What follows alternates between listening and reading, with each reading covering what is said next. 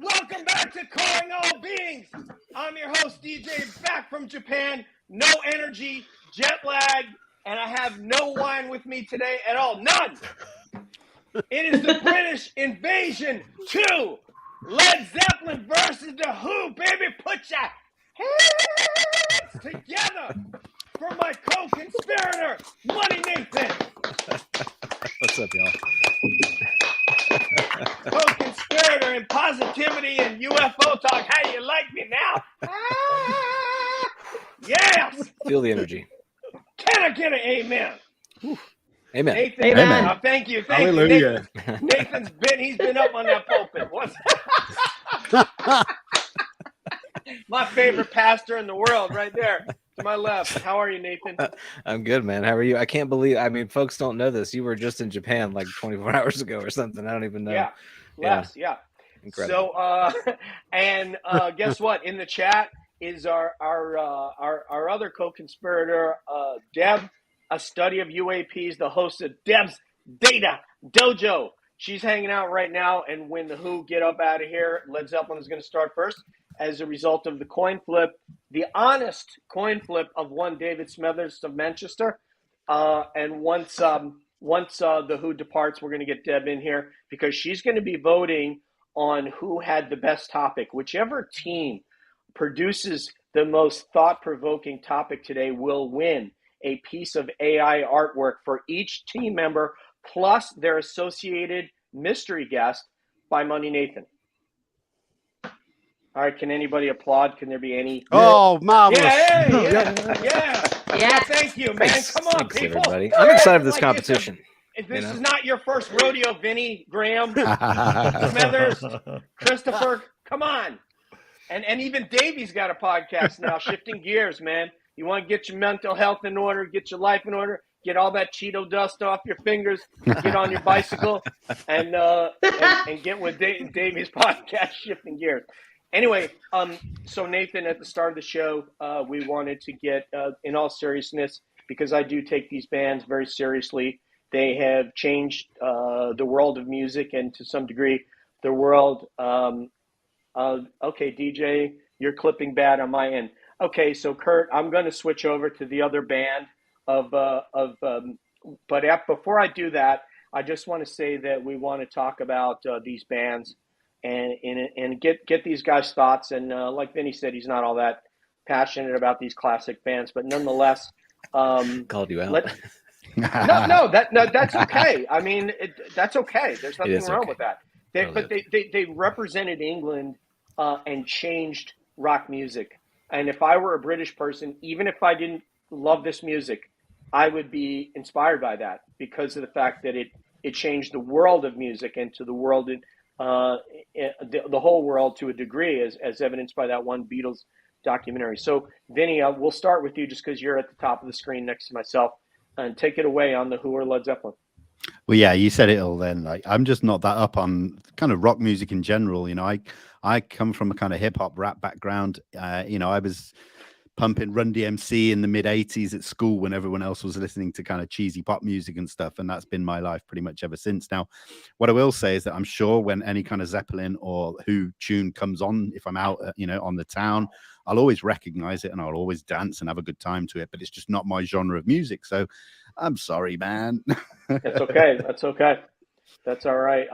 So I want to introduce everybody. This young lady was brought to us by a friend of Cab, Maxie McCabe, who's watching now, I'm sure, and one of our absolute buddies, just a great human being and a UFO experiencer. And he found another experiencer, Miss Jillian here. So Jill, first of all, say hello and then take it away with what your thoughts on these bands. Hi. It's nice to meet everyone. I'm really pleased to be here. It looks like you guys have a really good crack every time you're doing these. So really nice to meet you all. I think Led Zeppelin and The Who, it was an era, not really my era, my parents' era, where there was the mods and rockers. I don't know if anyone's seen the movie Quadrophenia, and it was an iconic movie with an iconic album. I did actually get to see The Who in 1996 at the Prince's Trust in London. I think there was it was The Who, Bob Dylan, Alanis Morissette. And so they were nearly past it then, but they were fantastic on stage. And I think that kind of rock really changed the kids of that time and what they were listening to. Because my dad went to see them in 75, I think, and bought the Who Live at Leeds album. And so I got brought up sort of listening to that. And it's just something to get going to, you know. I love it. It is amazing. I heard The Who talk about that. They came out with some really cool styles, and I can't remember the name of the club they started off in. And then they would see guys in the audience the next week. They would be wearing the same thing that The Who were wearing on stage. And then eventually they started wearing outfits, and The Who was actually copying what they were wearing. It's like, oh, wait, these guys have got something cooler than what we're wearing. I saw an obscure documentary on The Who on an airline flight and saw that. Also want to mention that Julie is in the chat. The Jewel of the Nile, the Jewel of Indiana is in the chat moderating for us. Deb is also in there. And hello, everybody. Kurt, Harry Man, Paranormal, Pixie, Lara, and the rest of the homies. And thank you for that. And let's move on to a professional musician, a professional drummer, someone inspired by John Bonham and our friend, the host of the UFO Thinker podcast, which is absolutely amazing pod in Frank. How's it going, everybody? Pleasure to be back again, once again. And if I'm honest, when it comes to Zeppelin and The Who, I think it's probably not like my two favorite bands of all time. For me, it was, if we're talking sort of old school rock, it's probably more Jimi Hendrix and Sabbath and things like that. But if you're talking, that kind of era. But having said that, if it was between those two bands, I think the one that I always connected with the most was definitely Led Zeppelin. Just from a drumming point of view, like there was something about Bonham, the sound of his kit, the way he played beats and things. Yeah, I mean, everything about his drumming was pretty incredible. So that's the one out of the two that I would be proud to represent, and I'm proud to representing this evening. Can I get an amen? Before I bring on Franc Milburn, I was remiss in mentioning that Vinnie Adams up at the top of your screen next to me is the host of the Disclosure team, part of UAP Media UK. And this is another amazing show with prolific guests. We're lucky in that we have a couple of podcasters on here that are setting an example for both Nathan and I, that are bringing on amazing guests and having great conversation, and certainly aren't as cracking as many jokes as I am, which is probably a good thing. Franc Milburn, the former British paratrooper, intelligence analyst, and all-around badass, and somebody who is ready to copy down a 9-line. How's it going, Frank? Frank, are you with me? Frank, are you there, brother? Frank is frozen in time. Frank, are you there? Yeah, can you hear me okay? Yeah, we got you now, brother. Talk to us about Led Zeppelin and The Who. Okay, I'll come back. Can you hear me, mate? Yeah, we can hear you. We can't see you. If you need to turn off your video, what we'll tell them, right, Nathan, is to turn off the video and go audio. But for now, let's go with the Mancunian legend, Dave Smethurst. Oh, thank you for that, DJ. Great to see everybody. Yeah, I do like Zeppelin. I was into punk at the time, and I remember punk and mods. That ages me a bit. But I did like a lot of rock bands as well. Zeppelin was great. I always remember Jimmy Page with his double guitar, double 6-string lead guitar, doing the Stairway to Heaven. Houses of the Holy, I think they had a UFO on the front. Then they had another album with the crop circles on. So they were quite into it, I seem to remember. And I loved The Who. I remember The Who. I don't remember. Clearly, I'm not that old. But I remember watching the video of Who on Woodstock when Pete Townsend smashed his guitars to pieces. And apparently, when he did that, he had to try and put them together again the next morning on his tour. A load of Fender Strat smashed to pieces. Imagine that. Anyway. So I love the Who, but I didn't quite love them as much as Zeppelin. And Zeppelin was like a mix of folk, rock, and blues as well. Brilliant band. And they wore the baseball caps the right way around, Vinny. I told you, I come from the hip hop background. Exactly, so, none of that. You youngsters, yeah. I'll give you that one, Dave. I'll give you that one. Nathan, these kids these days. I know. All right, so we got Franc Milburn back, so we'll get back in order with Frank. And if you're having pixelation, you can turn your video off and just go audio. If we're not able to hear you, so let's give it a go and see how it goes. And if not, we'll just have you turn the video off and go audio. Go ahead. Okay, mate. Yeah, I'd say two fantastic bands. They were definitely, I'll definitely the era at tail end because I went to Rudolf Steiner Waldorf School in 1977. I was 7 years old. Stand by one, Frank, because we're getting a delay. So let's try to go audio. We'll miss your lovely face, but go audio only, and let's see if we can hear you now. Go ahead. Okay, is that better, mate? Test. Yeah, let's see how that goes. Better now? Well, I can hear you, so go ahead and we'll see how it goes. Yeah, so I went to Rudolf School. Yeah.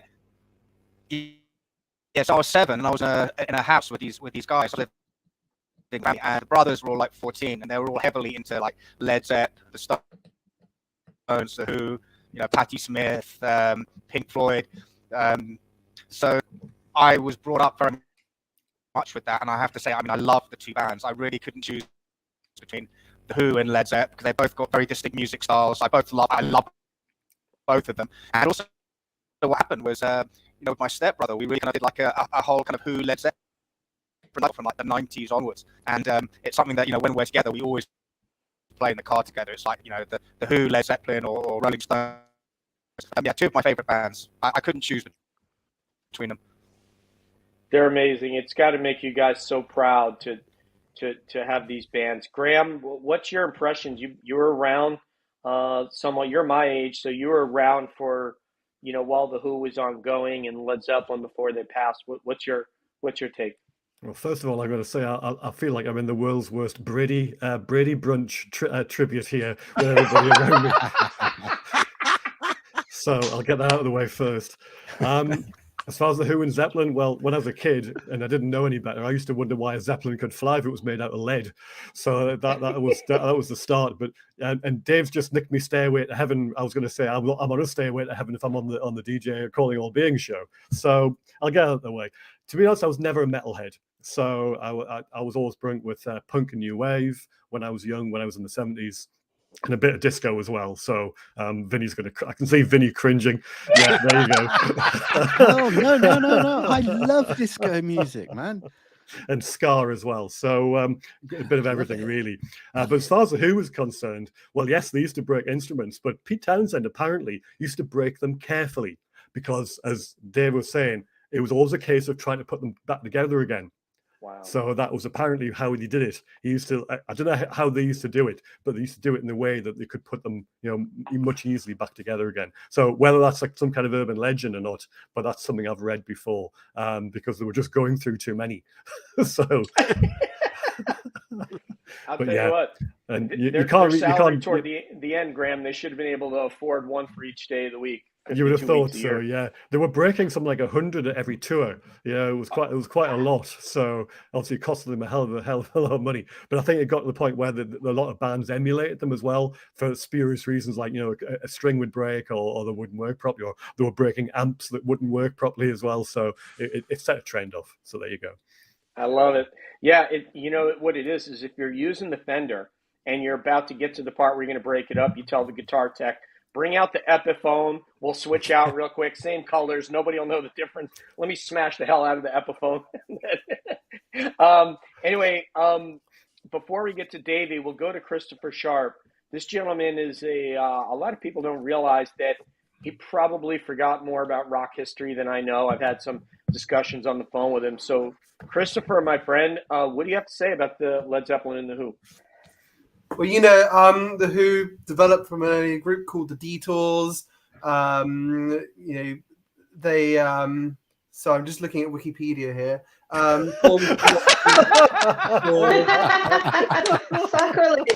I knew it. Comedic timing. I'm just going to show off my knowledge there, but yeah, no, I don't know. Like I love like Pinball Wizard and songs like that. By the Who, like they're amazing. Obviously, like Keith Moon, guitarist and stuff.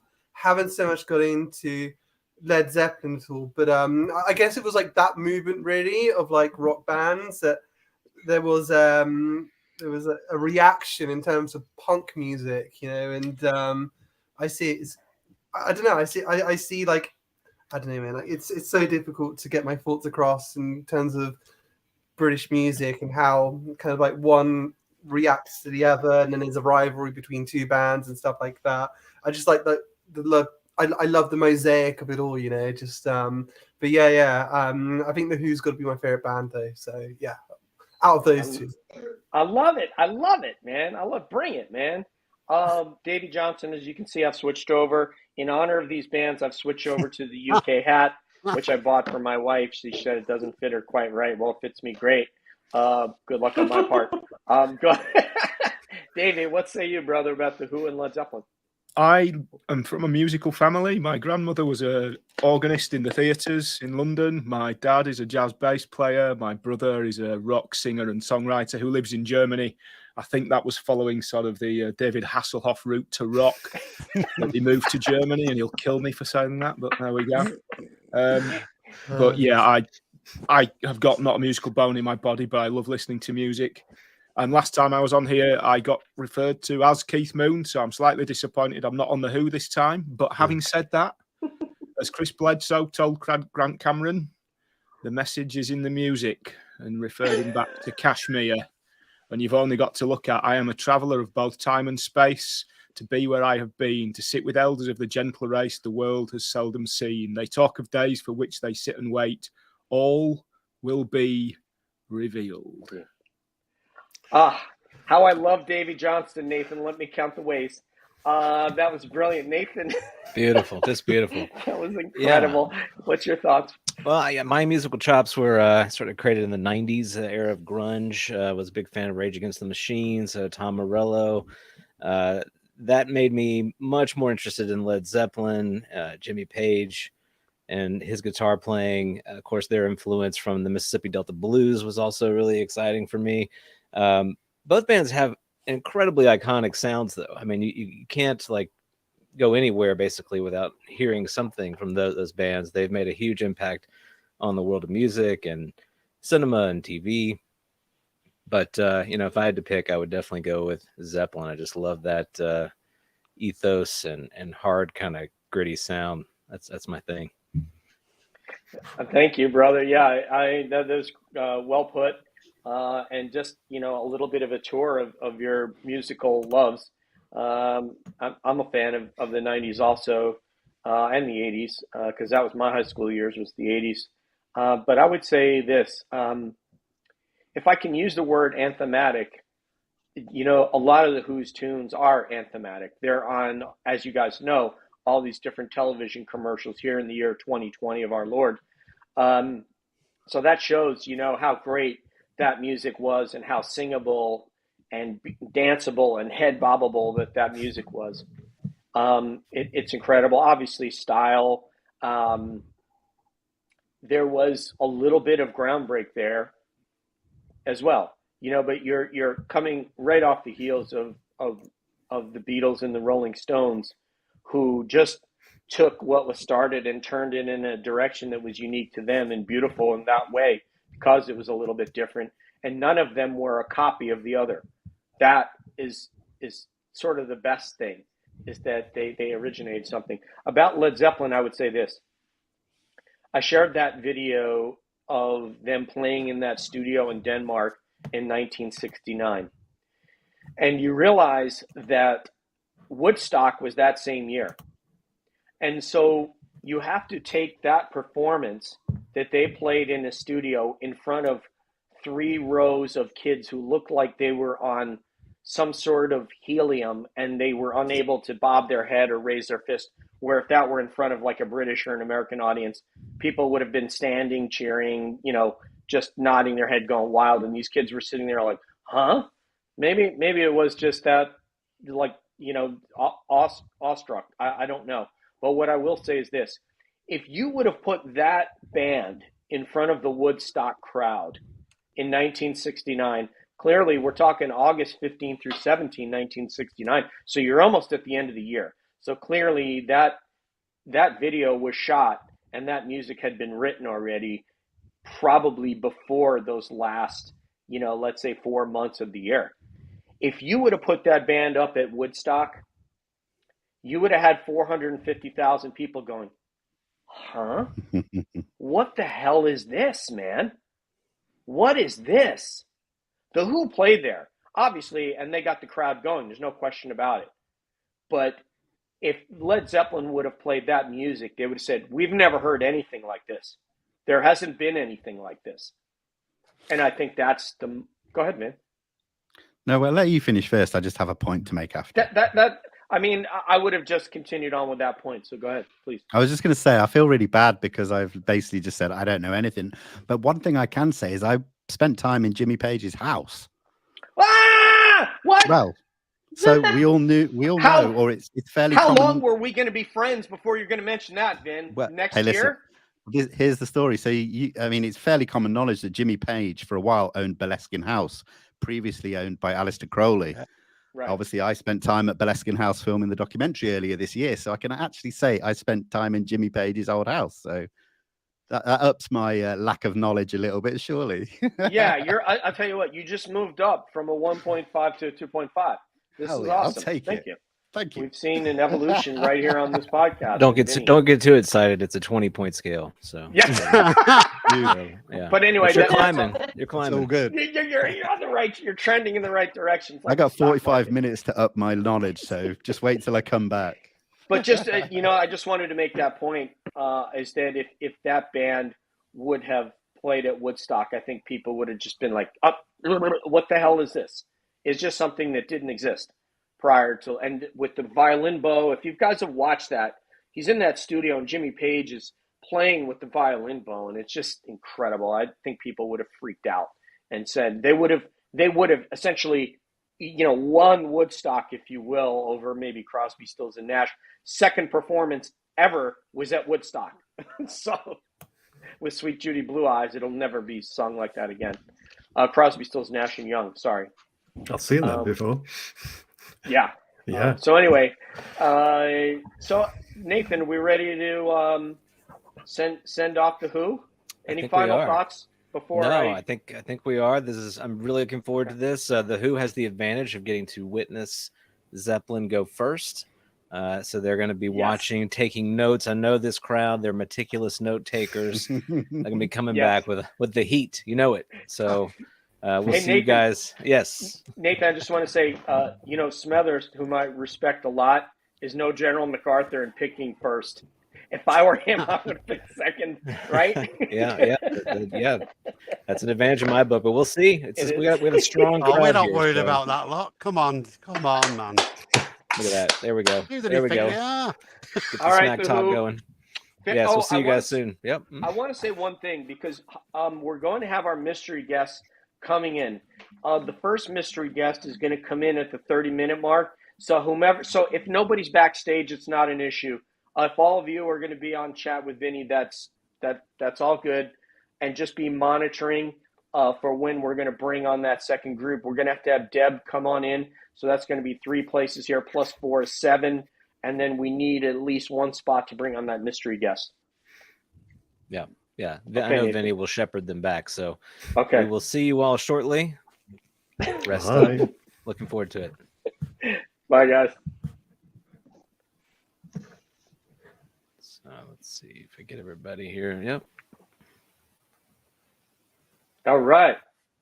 Okay. And Milburn, I think, was the last one. Right. Milburn is in the Who. Okay. All right, guys. Man, we got to get Debs in here. Debs, yeah. Where's she'll be in, I'm sure. Love? She's not backstage yet, so she'll be here in a second, I'm sure. Okay. So we're going in round table format. From the way it's looking right here, there's Debsy. We will start with David Smethurst. General Smethurst, who decided we will launch the first volley. As you were. Yeah. General Yorkshire Grey, I love it. Vinnie, the same city as Joe Cocker. Woo!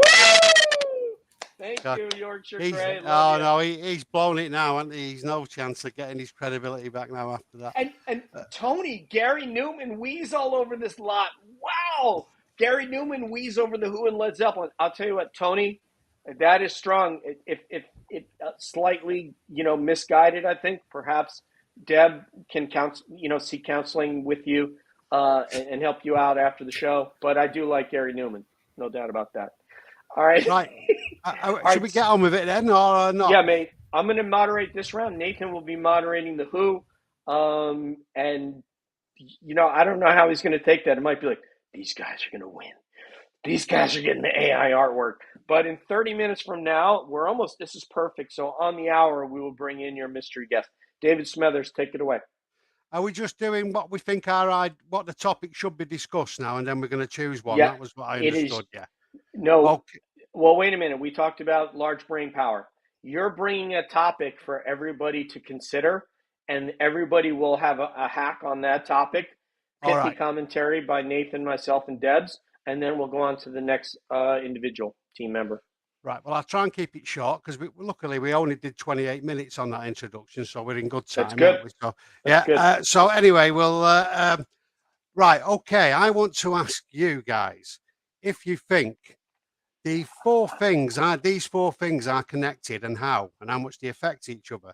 The IAA legislation that's currently about to be approved by Congress, which will be greater monitoring of the subject, set up a new office, whistleblower hearings, the NASA study, and the San Marino Project Titan UN thing. Are those? And I'll tell you how I think they're connected.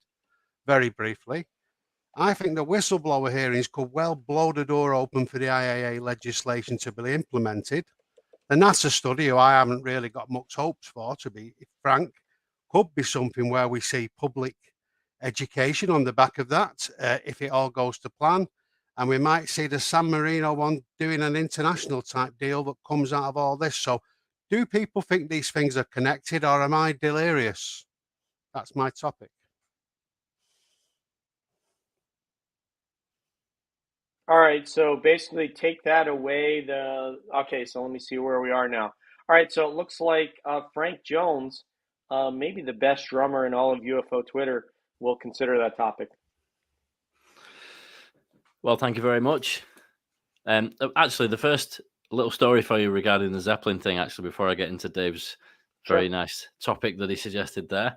Speaking of being a drummer and all the rest of it, the first time I actually played on the BBC and did a session, one of the engineers there said that in yesteryear, he actually engineered John Bonham's kit. And I reminded him a little bit of John Bonham's playing. And that was something that I took to the bank and have cherished ever since. So there you go. So to hear that from that kind of person was a very nice little compliment. But yeah, anyway, in terms of the way that those kind of things link, yeah, I think there could well be some links there. I think essentially all of these things are kind of efforts to crack open the same nut, essentially. You know what I mean? Like we're talking about various different sort of irons in the fire to get to the bottom of the same mystery. And the Intelligence Authorization Act with the whistleblower protections and things like that, obviously is hopefully going to pave the way for people to be able to come forward with some information about these top secret programs that have been operating without congressional oversight for so long.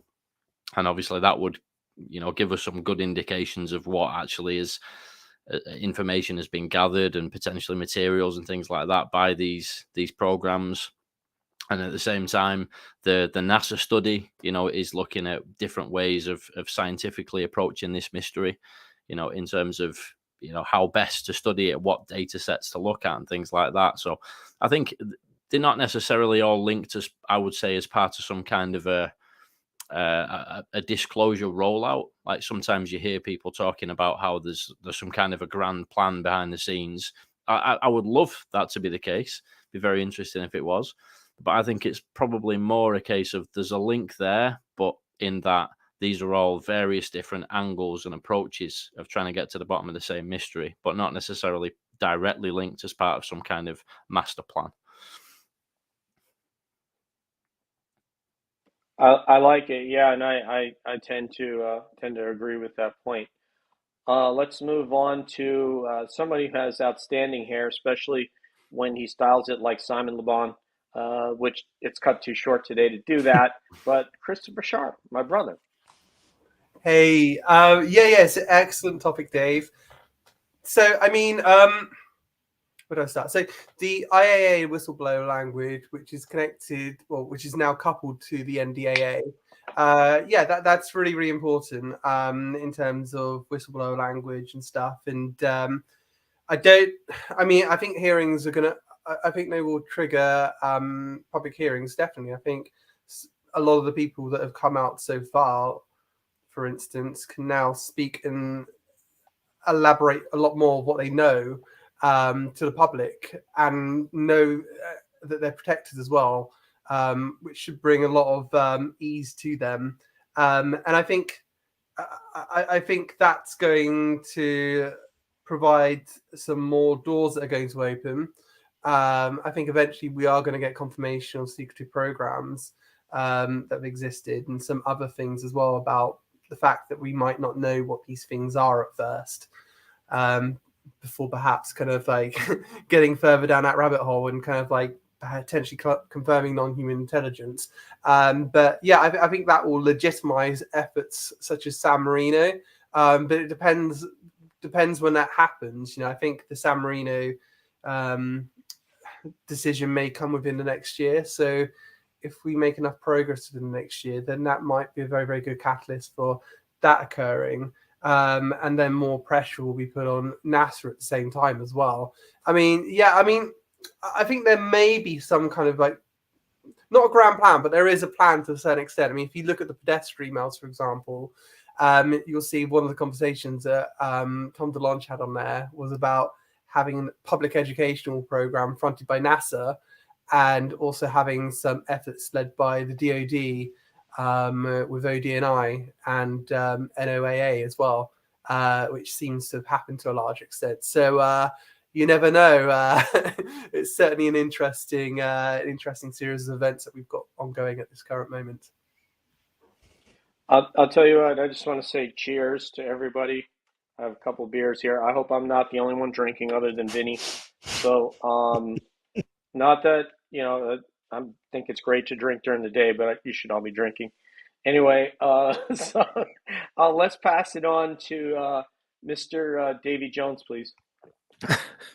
Yeah, Davey Johnston Jones, sorry. Wonderful question, Mr. Smethurst. And the implications of it all being connected, I'd love to think it was. I doubt it very much, other than they're all pushing for the same ultimate objective. And it takes me back to the December 1960 document by the Brookings Institute. The study perceived stature on the implications of peaceful actions for human affairs in space.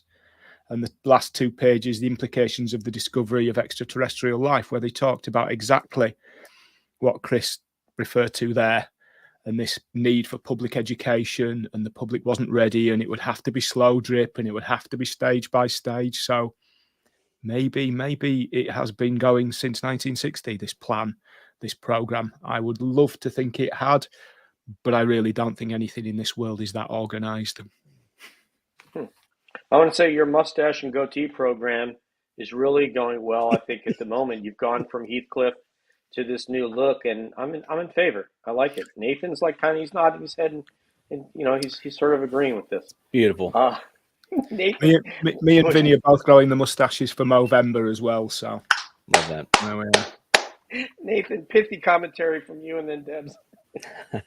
Yeah, no, this is a great question, Dave. I think the charitable interpretation is that yes, they are linked and will be influenced by one another, if not directly, then I think at least through a process of addition. That there's a benefit, kind of a snowballing effect, if you will, that occurs when one thing happens and then the others kind of come on board. In particular, I think about this with relation to the whistleblower aspect of it. So we've got some who are ready to step forward, who are arguably more comfortable in doing so, maybe have done a little bit thus far. These are names that we probably can already talk about and people that we know. And then there are those who are what I would call the brave or the foolish, depending on how you look at it, who are going to step forward and throw their sort of weight behind it and damn the consequences. And we're going to have to find out how that works. But I think one way or the other, anybody coming forward will only introduce not only new facts, but new questions and new areas of inquiry. And that then just further adds to this issue of making it very difficult to put this toothpaste back in the tube. Now, I will want to point out to folks this is incredibly complicated. This knot is not only tangled, but it's old and it's crusted over. There's a lot to really deal with here. And I don't think that anybody really has a full picture of what it all means. And so I think that's an argument in favor of doing this very slowly, very carefully, and with some real deliberation. So I'm not opposed to hearings, but private hearings, and for lawmakers to try to really get their arms around this, not only as with each other, but also with really some thoughtful academics and those who've been working closely with this for very, very long. So because I think it's going to take a very big group of people to kind of solve this particular mystery. I want to say hi, Yanni, in the chat. I hadn't got to speak with you since that one StreamYard chat we had with Vinny, but welcome, bienvenidos.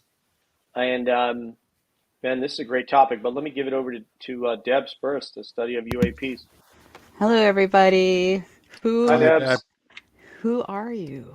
I'm just kidding. I had to do it. Okay. So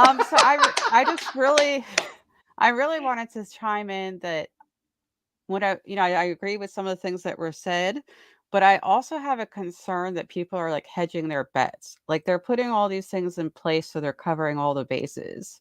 So like the foreign governments were starting to take care of some things in case we stopped doing this, or NASA's getting in place in case the Whistleblower Act doesn't go through or something like that. It's a suspicion that that's a possibility, that they're getting everything on base, because everyone is indicating that this activity is increasing and becoming more concerning and something needs to be done. That's my 2 cents. Thank you, Debs. Thank you. Yeah, I appreciate it. Thank you. Thank you for, I'm glad we figured out a way to technically get everybody in here. I think that the actions of the Christopher Mellons and the Luis Elizondos of the world are the ones that forced their hand in terms of this amnesty.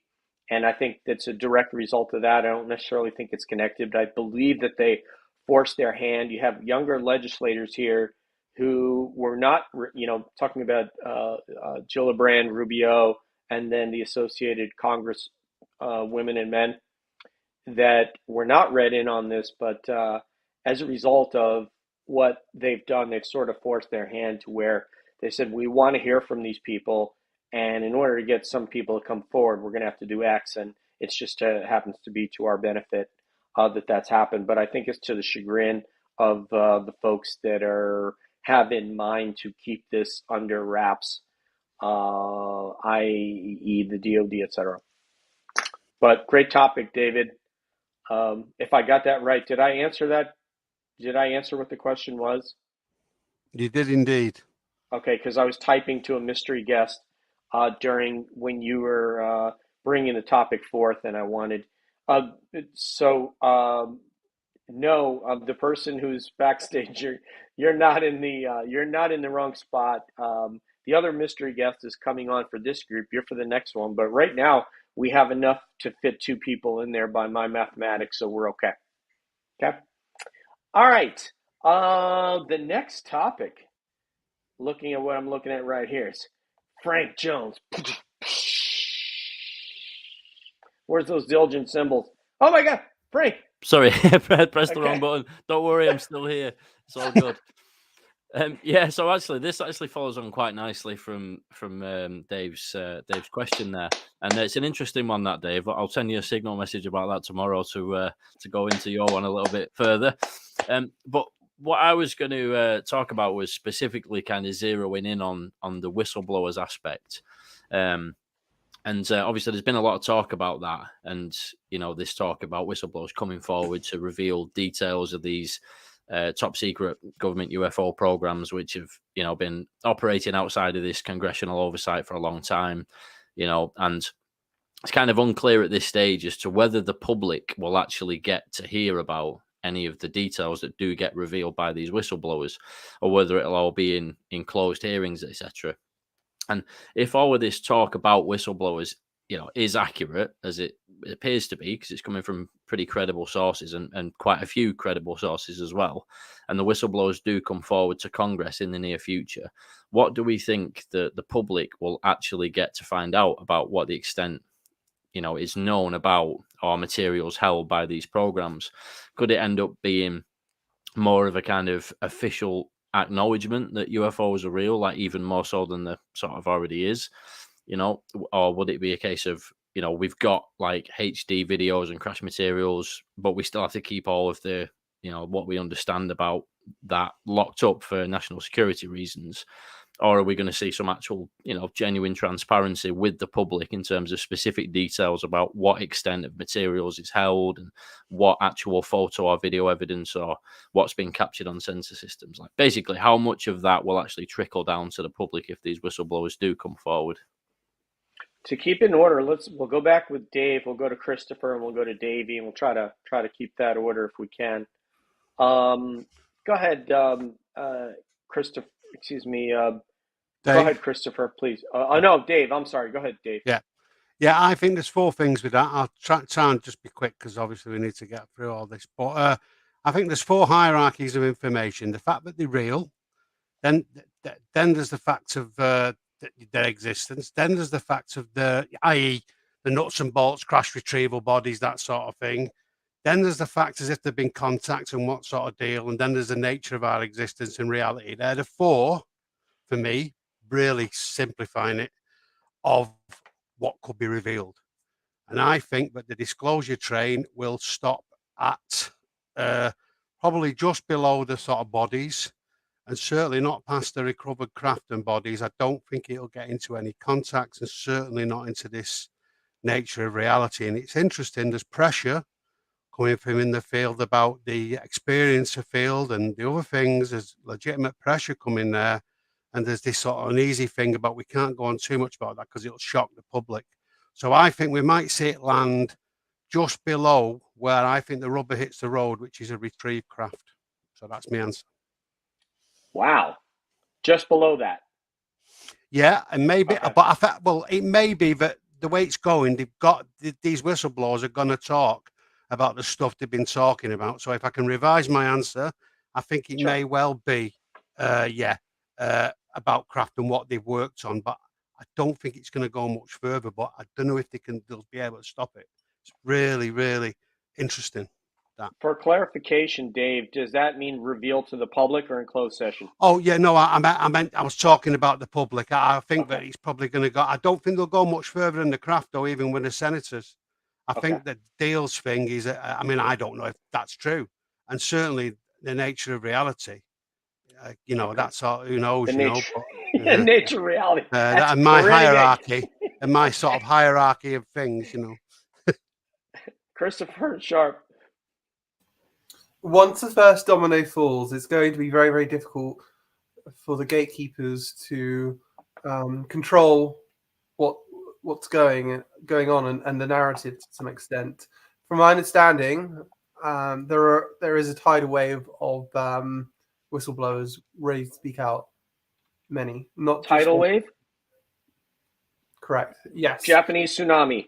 It's going to it will have a potential tsunami effect, and the way that's going to come forward is that you're going to get the National Defense Authorization Act with that IAA language coupled with it signed, and then following that, it will then have a method for those whistleblowers to officially come forward through Arrow, which will soon be renamed into the UAP JPO, Joint Program Office, and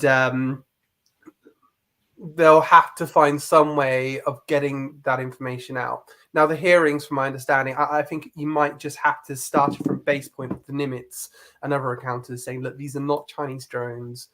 Educate the public what has actually happened and stuff, and the capabilities of these kinds of crafts. So you may get Fravor and people like that perhaps testifying, Lou Elizondo, Mellon, and they'll be able to transition it to, I think, kind of crash retrieval and reverse engineering stuff. But thinking from a pragmatic sense, I think it is in the best interest of Congress to get this information out. Yes, we have been reverse engineering, well, the Americans have been reverse engineering this stuff for decades now. And it's in the best interest of Congress to get information out to the public and commercialize to some extent where they can. That makes perfect sense at this moment. But also, I think on the stuff that they can't understand, I think we need to make that public and have some kind of like Apollo mission or Manhattan Project, bringing lots and lots of scientists and engineers in to help solve this problem. So from a pragmatic sense, I think it makes sense to reveal as much as is viable, really, to kind of get the mission done. I want to say I agree with you, Christopher. I think they should have T-shirt vendors on the steps of the Capitol where it says like disclosure happened here, and then on each corner will look like a tour shirt, like a Zeppelin tour shirt, and it'll say Gillibrand, Rubio, and then Gallego, Burchett at the bottom. You know, like they should have tour shirts, you know, done, and just having, you know, selling them, you know, like $20 a pop. You know, right, Nathan? You could have push carts all around the Capitol. Great opportunity there. Yeah. Yeah. They should have congressional disclosure, concert shirts, all proceeds going to those four Congress people. So, yeah, I'm with you. Anyway, let's go get on with Davey Johnston, the last person on this topic. Thanks for the question, Frank. Absolutely brilliant, mate. And Christopher dropping knowledge bombs that none of us can keep up with. I mean, blimey O'Reilly. Insider, brother. Hey. And Dave, I absolutely love your 4 tiers, those 4 levels. They mirror how I've laid this out in my own head as well. And I'm inclined to believe or expect that, just like you, they'll go right up to that point and say, yep, we have recovered materials. I don't expect them to talk about genetic or biological material yet. I think they will do in some time. But what worries me about this are the commercial implications of this. That there are people who've had this knowledge, who've had this information. It's given them commercial advantage. And I mean, the US isn't a particularly litigious country, is it? Oh, no, wait a minute. The only people I can see benefiting from this are the lawyers. And that's why your little point there, Christopher, about actually bringing in people from outside to try and break down the stuff that we can't yet understand, that would be, and commercialize what we already have. Yeah, that's the dream. I just worry that the way that the industry, let's say, is set up may prevent that from happening.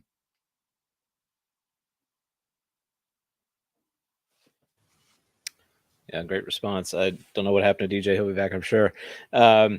So I want to jump in on my sort of take on this as well. I think it's really interesting to me because I've talked about this before in some of my social media posts, but the way I look at this is that it's a song and a dance. It's a call and response that when certain facts are disclosed at a public tier of awareness, then that legitimizes other facts to kind of respond in kind. So I think if we're going as far as saying they're real, we have recovered crashes, we're reverse engineering that, then that opens up space for those who've had very personal encounters, and we all know the experiencer community here is what I'm talking about, for them to say, okay, well, what about us? Like you've now said that they're real.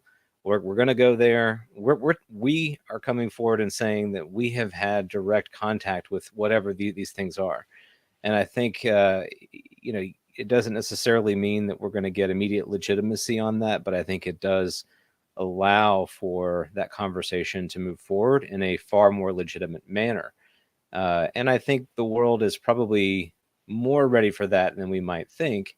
At least I hope so, because my feeling on this is that this really isn't a matter of just sort of scratching a technological itch here and learning what kind of gee whiz stuff we can learn from whoever these beings are. This is a much grander, sort of ultimate issue of who we are and what is this all about, and what is our journey, what is their journey. It's not just about, we encountered some beings from some other star system and they have, thousands of years ahead of us on the tech tree. I don't think it's that simple. And so it is a part of it, but I think it would be a mistake for us to fixate solely on that. And my gut feeling is that our world probably would, that we would really lean into, how do we take advantage of this? How do we corporatize this? And I don't think that's really worked out for us that well thus far. We've become very technologied, and we've not really developed our, kind of our inner technologies, if you will. And I think that's probably something we need to be focusing on, so that we have the responsibility, the maturity, the wisdom to be able to deal with what this knowledge entails. Then this reflects the journey that you yourself are on right now, is to develop that inner. So I'm taking from your commentary that you don't think that we should monetize those T-shirts outside the Capitol. Yeah, it's a good point. Yeah, maybe we'll have some free ones, as well. All right, yeah. Maybe maybe these guys will pony up and just give those T-shirts out. That would be great, man, because you're already paying these people a lot, and I think 6 years and they get a full retirement.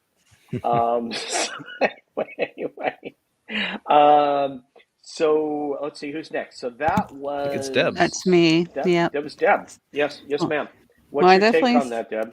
I think we're full stop on learning a lot about the technology. Honestly, I think they're just not. That's where things get hair raising, so to speak, with this topic.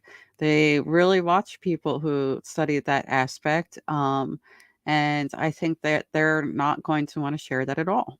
And I know, for instance, if we had that now, some of that technology, we wouldn't be, begging for energy from other people in other countries, right? So there's a possibility that we're going to get to experiencers, I think, because I think we've heard a lot of people talk about it who have come forward and mentioned it. But as far as the technology, that's where the full stop is, I think.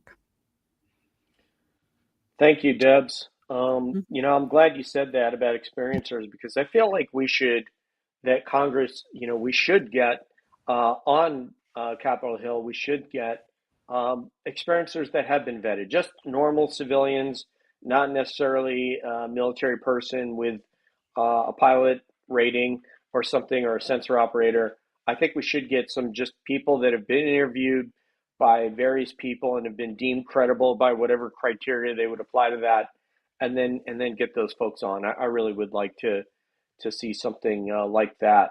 What I'm going to do right now, because we're about 4 minutes, almost 4 minutes to the top of the hour, I'd like to bring in the mystery guest, and then we'll continue on and we'll let the rest of you get in there. So with that, let's bring him on right now. My man. We lost him. What? Yeah, he's not there. Oh my goodness. All right. Let's see. He was there, and it would have been amazing, but I don't know where he went. He's not there now. All right. Mystery guest number one. If you're there, because mystery guest is back there too, playing with her hair, but mystery guest number one. Mystery guest number one.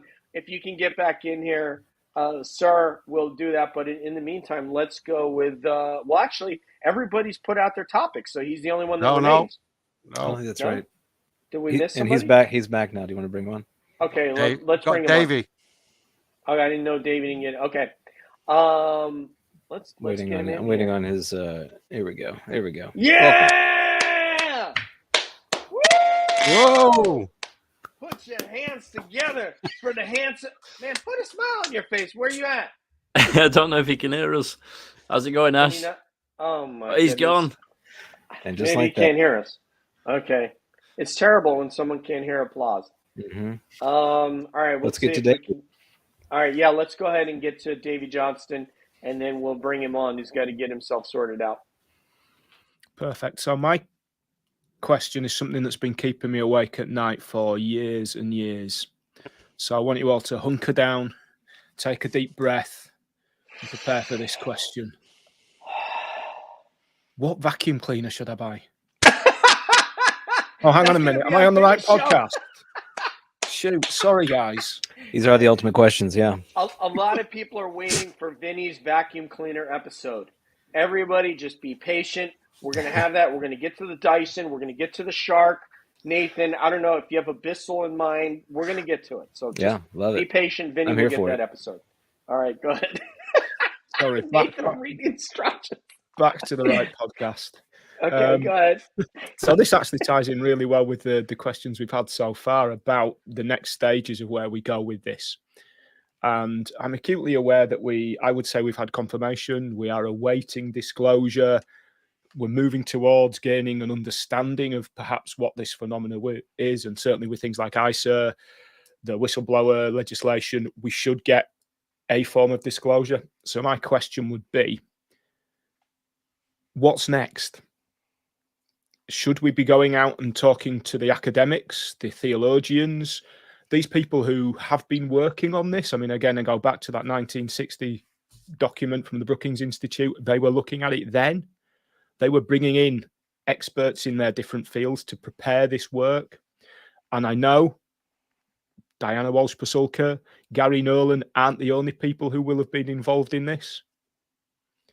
Is that the next step? Should we be going and talking to the leaders in the industries, in their fields, in the universities? I want to say before we pass it on, I expected a brilliant question from Davey, and I got it. It's just, and this is a question that Nathan asked on this show on I don't know how many occasions, right, Nathan? You've asked this question. Yeah. What's next? It's a big deal. Who do we need to engage with? David Smethurst.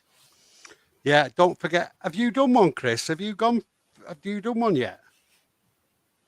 Oh, did we miss Christopher? Yeah, I think we have. That's right. I was anyway, boring one anyway, so it's fine. But, yeah, no, we're going to get you in there. Go ahead. What I do, I think the academics and all the rest of it have proved themselves to be solely unreliable on this topic.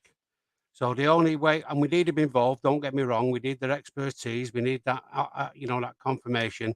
So I would make the panel that they were going to have in the original Gillibrand stuff of different people who were knowledgeable, the SCU, all those different people who they thought could all give oversight to the original thing. And I would set up a big grant program. And I know for all the amount of the reservations, the academics and all the other people, but once you've got a large amount of large grant funding that everybody's agreed by consensus, then the hearts and minds may follow that money.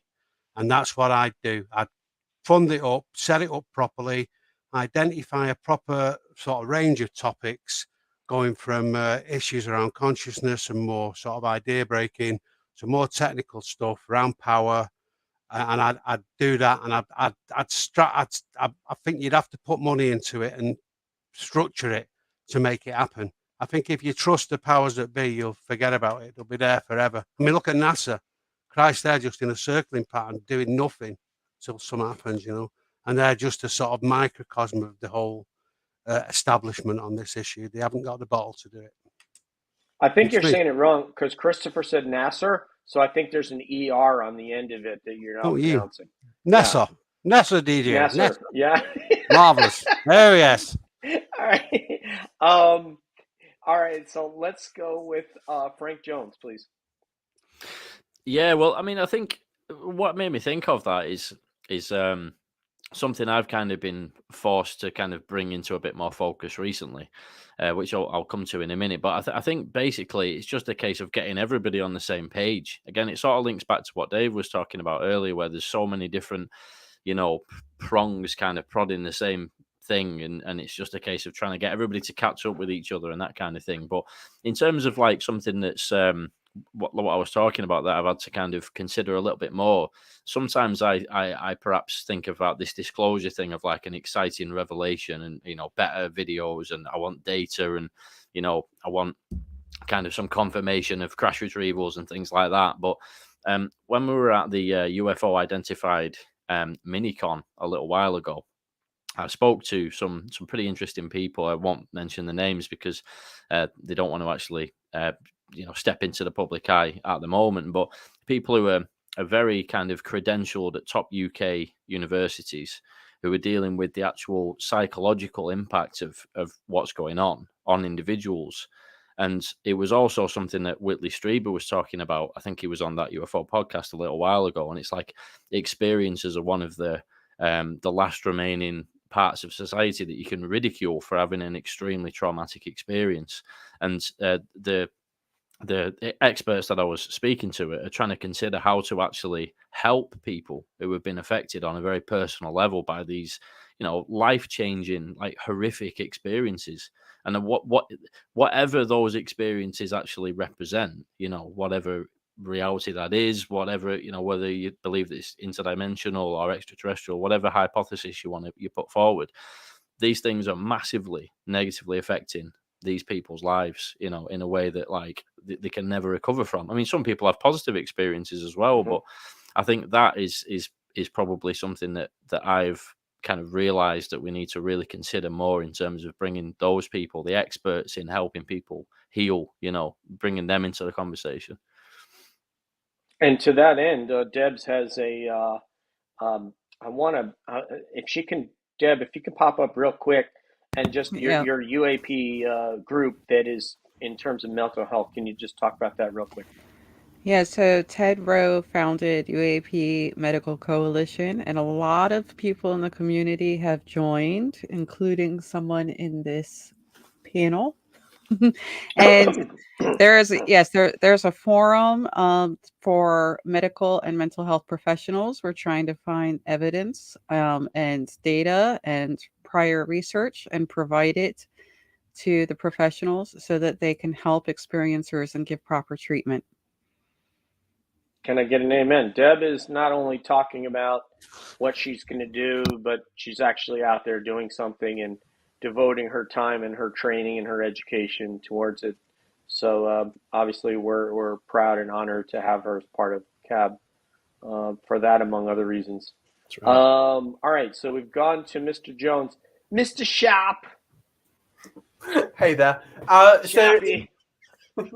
So in terms of science, so I'd say that the Intelligence Authorization Act, it does state that the new office will have to coordinate with the National Science Foundation, which is really interesting because they're an independent agency, and they conduct or support research and education in non-medical fields of science and engineering. So I thought that was quite interesting.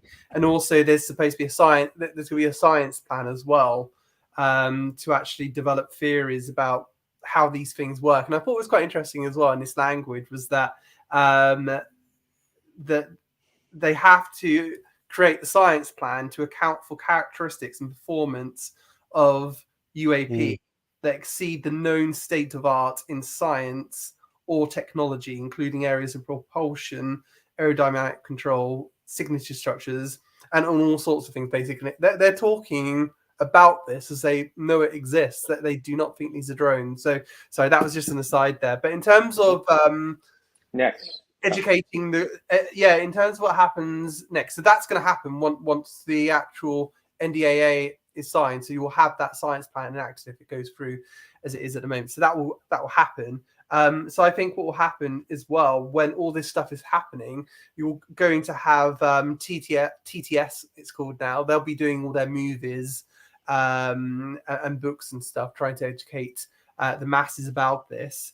In terms of religion and philosophical organizations, I mean, we know the Vatican is engaged to some extent in this with Italian UFO organizations. So perhaps that will step up to some degree. But man, it's going to be a momentous effort. But I think it's just forcing this toothpaste out of the tube once and for all at the moment. I think that's the tussle. Christopher, yeah. May I ask you a question? Go for it. Since clearly I need some eyebrow help here. What do you think is the next? What do you think should happen after this disclosure happened? What do you think is going to be the most important thing that needs to happen? If I understood Davey's question correctly, he's nodding his head. Oh, what's the most important thing that needs to happen? After, yes. After. After. I really think the most important thing is just getting the technology out to help save lives and push humanity forwards to the next level, really. Yeah. Sustainably so. Correct, yeah. Okay, great. Yeah, I'm with you. I'm all about sustainability. That's why I'm driving 2 hybrids, baby. Anyway, all right, let's bring on my man right here, the legend from the United Kingdom, the mystery guest. Put your hands together for Ash UK _ UAP. Hello, everyone. I want to say, first of all, Ash, before you say anything, I think it's important that you look a lot right now like Sylvester Stallone in the movie Nighthawks. So if you go back and look at Nighthawks, you're going to go, oh, I look a lot like Stallone, but with his hair's a little longer.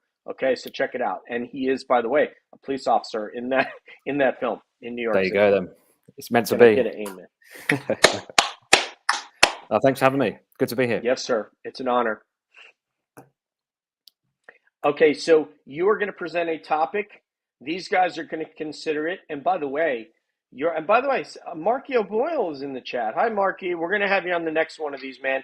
Your ticket's going to be up for the British Invasion 3. Anyway, yeah. But anyway, brother Ash. So if your topic happens to be the best one, your entire team here will win a custom piece of AI artwork done by my brother, Money Nathan. No pressure then. No pressure. Yeah. I'll give it my best shot. I'm going to go slightly left fielder here a bit, less off the kind of UFO topic in the US at the moment. Okay, right, here we go. The phenomenon seems to be inextricably linked to consciousness. The topic has been described as somber by some, most famously Lou Elizondo. I'd love to know what all your thoughts are that we may actually be dealing with something fundamental to the very nature of reality itself, and that this is the reason for all of the secrecy. Say the end part of it. I'm writing down I'm taking notes on what everybody's saying, because at the end we're going to have to vote. Say that again, please. Yeah, so what are your thoughts that we may actually be dealing with something, when we talk about the phenomenon, we may actually be dealing with something that's fundamental to the nature of reality itself, and that this is the reason for all the secrecy? That it's so shocking. It kind of is the core of what it means to be human and what it means to be alive, and what reality is, that's the reason why it's kind of being hushed up and that it's been described as somber. What are your thoughts on that one? I am not previewing anything, but that is a banger right there, Nathan. That's a banger. It's a good one. Awesome, Ash. I knew you were going to bring the note. Holly's going, oh my God, I got it. All right, go ahead, David Smethurst.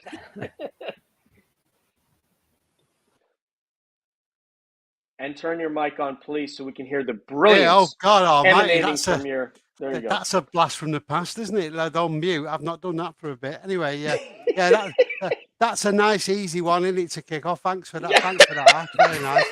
I knew you'd like it, Dave. I knew you'd love it. Well, you're a good lad, as we all know. But anyway, basically, I suppose we don't know if there could be, but the intelligence is one thing and it's tricking us. And this trickster element is basically around an actual force that's manipulating technology. It may well be that the shock is around something that we've been, as a human race, we've been interfered with. This thing's been a long way and our roots are very different. Or it may well be that the wider thing, that our reality is indeed very different. We could be, the idea is we're on a prison planet. I don't particularly go with that. or whatever. Yeah. Go down now. You may say that, DJ. I'm not going to upset the Australians. They're very touchy. No. No, or it could be that we've got a wider thing about this whole thing of this the idea of archons who are living in this sub-reality. It could just be that it's about defence and that the government is powerless against it. So, because we've got stories of Jimmy Carter apparently crying when he was told the thing. Tom DeLonge says he stays awake at night.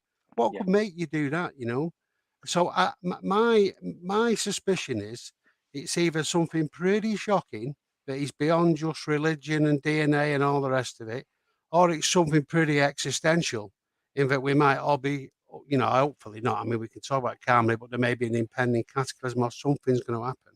We do have this undercurrent in this theme about something's coming, something's going to happen. Now, that has been the currency of charlatans for 100 years, isn't it? Something's coming. So I'm not too, when I hear that, I don't immediately jump under my bed.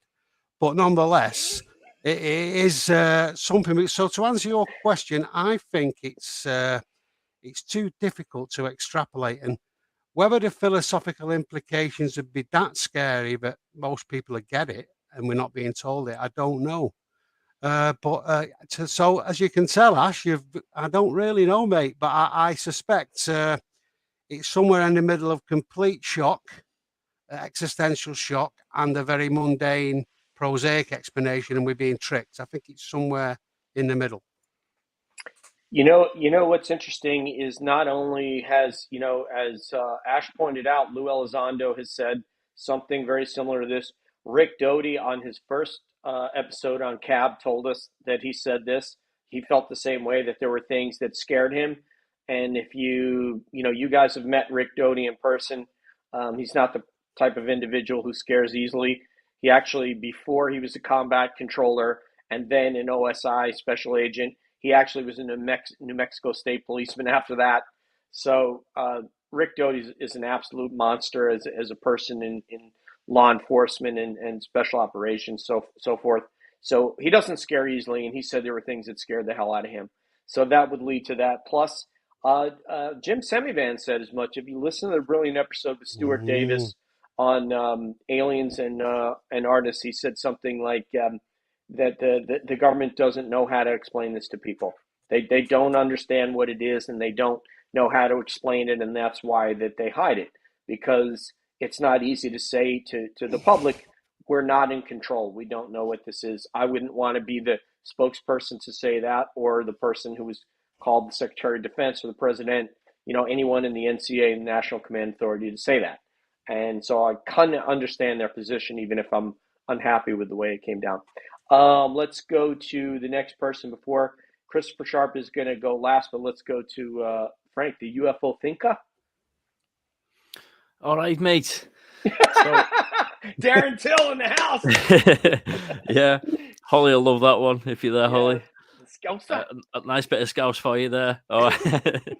Anyway, but yeah, in terms of the very profound question from Ash there, I don't think that anybody in the sort of murky depths of like government programs has managed to kind of put all the pieces of the puzzle together and realize, like, right, we've cracked it and it's really weird, so we can't tell the public.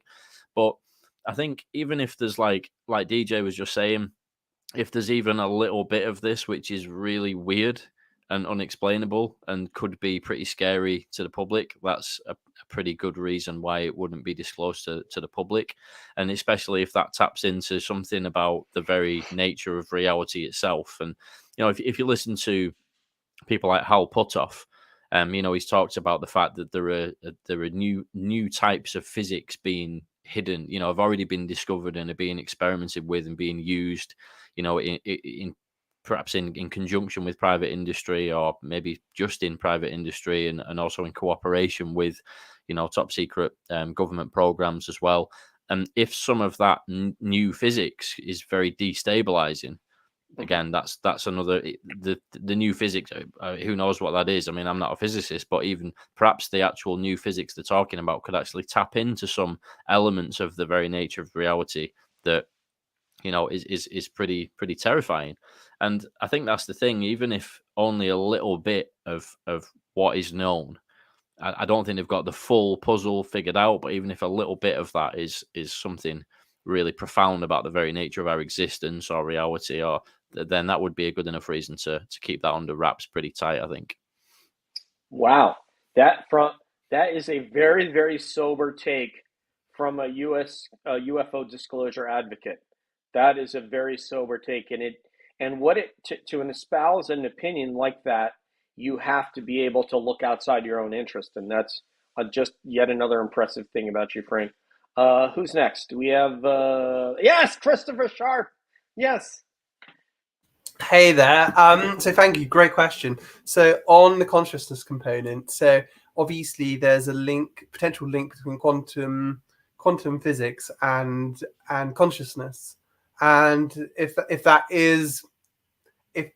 is correct, then a more advanced race could potentially alter our reality and thereby alter consciousness.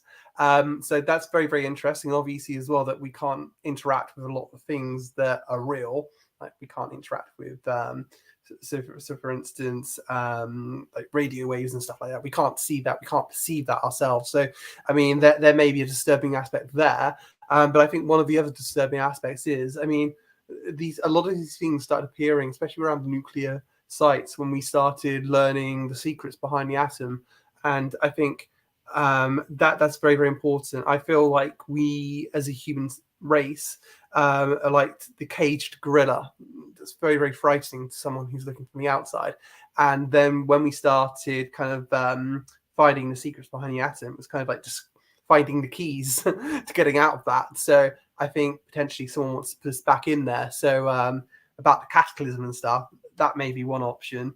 And then obviously as well, there's I've heard from like separate, unrelated, very, very good sources, for instance, that the Holloman Air Force Base visit really did happen when occupants got out craft and then were greeted by Air Force officials. And that really was like something that kind of like took me by surprise, coming from some very, very good, well-connected sources. So yeah, it's repercussions of ongoing contact as well. So yeah. All right, now back, Christopher. Yeah, and your topic's going to come up next, but man, look at that hair. I'll tell you what, man, it's the only thing I don't like about him. Go ahead, Davey.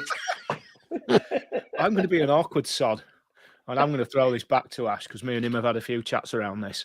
And I'm going to say, define reality.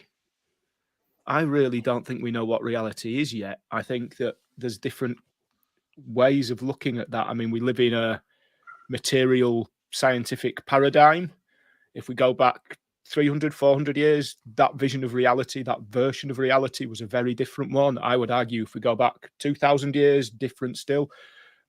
I'm inclined to think maybe they had a better or a different understanding of certain elements of that reality that we have lost as we've continued down that scientific, materialistic, narrower and narrower focus. So Ash already knows my answer to this. I am absolutely convinced that this topic, and it's broader than UFOs, it's broader than Sasquatch, it's broader than life after death, near-death experiences, ghouls, ghosts, monsters, Loch Ness monsters. It is absolutely intrinsic in the very nature of the universe. And I think that to get closer to understanding this, we have to begin to understand our real place in that universe. Wow, that was profound. The only thing I was thinking about is living in a material world. I was thinking of Madonna when he said that. Ash, do you have a response to? Well, I mean, how would you follow that? I mean, he's so eloquent with his words, isn't he, Davey? But no, I think he's got a point there. How do we even define reality? What is reality? What is the world we're in at the moment? What is tangible? What isn't? And I think Davey's right. We're going back through history, we're going back through science and the evolution of science, and what we discover changes every year. We know more and more about the world every year, and it's a new discovery. We've got the macro world, and then we've got the micro world, and then we go into the quantum world, and things get really crazy when you get there, and no one really understands that. Even top scientists are still discovering strange things there. So, yeah, it's a real tough one. But I think we need to start asking those tough questions, and we need to start looking at these really hard to reach places, and I think that's where we're going to start to formulate some answers. But yeah, it's all really interesting stuff, and I think one of the reasons that governments don't want to touch it is because I think it was yourself, Frank. It might be someone else. Apologies, but how do you tell the public that? Yeah, we know a little bit about it, but we don't know much about it. And by the way, it's really fundamental to you and living and what it means to be you. So yeah, I think if people want to be, if you're in a position of power, you need to be able to. People want to trust you, and you want to be able to give all of the answers. And if you haven't got that, how do you even begin? So the best thing is to kind of just ignore it, hope it will go away, or cover it up somehow. So I think that's what we're dealing with. And we are human at the end of the day, and not all humans are nice. As soon as we get something, we always try and weaponize it and find out how to kill someone with it. I think that's also a big part of it as well. I could talk about this all night. We haven't got all night. I could talk about it all night, but really interesting comments, guys. Thanks for your inputs on it. Thanks for having me here. We will have you back to talk about it more. And that was Jim Semivan that made those represented the government's, what he believes to be the government's position based on probably first person conversations with those that would know. Let's get Money Nathan and Debs in there real quick before we get Christopher. Yeah, this is the question. This one's huge. I think it's about who we are, who they are, what journey we're on, and also what journey they're on. I think that this is one grand experiment that is the aim of the conscious universe, and that we're all part of that developmental cycle, that we're interrelated. I think that the reason why we haven't been given the full disclosure is actually pretty pragmatic and practical. I think that we discovered there was something very powerful, and we wanted to protect that. We wanted to keep that secret. We wanted to figure that out. So we had a competitive advantage, and that has what has maintained the secrecy for so long, and rightly so, in a world where we're not that far removed from stabbing each other with pointy sticks. So yeah, I mean, in the arc of history, we're very close, right? Very close. And I think when they started showing up, they realized, oh, crap, look at these, poorly developed beings who now can basically like annihilate not only themselves, but also aspects of reality that we cannot directly experience, that they probably can. So our weaponry, our atomic weaponry or capability, it absolutely has an impact, a reverberating impact into other dimensions that they probably inhabit. So it's, why wouldn't they show up and ask us to stop, breaking the furniture in the house, essentially. So I think we, to reveal this and to take it to the next step is, if we don't have our sort of house in order, then I don't think we can quite handle the technology very responsibly, at least not without their supervision. And are they willing to provide that? At least some of them might be, some of them might not be. Again, I think this is also a developmental journey that they're on. And so how much should they engage with our development or not engage with our development? If you think about this from the grand scheme of the universe and other civilizations, this experiment probably has happened before. And it probably didn't go well. There were probably some beings that did intervene in the development of a prior, developing species, and thought this would be a great idea to give them some sort of technological help, and that species ended up just annihilating themselves. So they may have learned their lesson from that, and maybe that's why they haven't been so involved. So, I mean, again, we could talk about this all night, but I think it is the question, the fundamental question, and I think we have a long way to go before we're really in a place where we can responsibly handle it personally. It's what's great about doing a show like this, because there are an endless amount of angles to take to this, and allude to what you alluded to, Nathan. I mean, they may have had a look down at us, and when Genghis Khan and his armies killed 40 million or so people, from the East Europe, and said, wow, look at what these guys are doing. We want to, we helped the Egyptians, but we want to stand back a little bit. Who knows? We're going to get into that a little more with Dave Smethurst and hey, look over there, Dan Warren, coming up soon on our Ancient Structures episode that we're going to do. So I'm looking forward to that. They get us all educated. Debs, any parting thoughts before we say goodbye to this panel, and we'll take a quick break so people can use the facilities, and then we'll bring on the Who.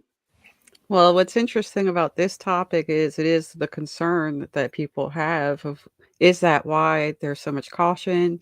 Is it the nature of reality being turned upside down for people, right? And they spent a lot of money, and people seem to forget that they spent a lot of money having a whole bunch of religious people come together and talk about that. And a lot of people are working on that issue behind the scenes. I think that's one of the reasons Bigelow mentioned to James Fox that he's concerned, because even UFO researchers have studied, is it going to be an upheaval? Is it going to be a shock? Is the threat really an ontological threat, as someone in the SEU conferences mentioned in their videos? I just watched that this morning, right? So I think that's the concern. So I just wanted to point out money has been spent on this issue, and I think it's going to continue to be a debate. Yeah, and you know, again, I've said we're not the group that you're looking at on screen here. We're not necessarily representative of the entirety of the population of either the United States or the world, or the United or the UK or the world. We are very open to whatever. Hey, how's it going? How's it going there? What's up, my buddy? We are open to whatever the truth is. Tell us, and we're ready to handle it. And not everybody is in a mind state to do that, unfortunately. And but anyway, did Davey get a chance to respond to this? I didn't pass you, did I? No.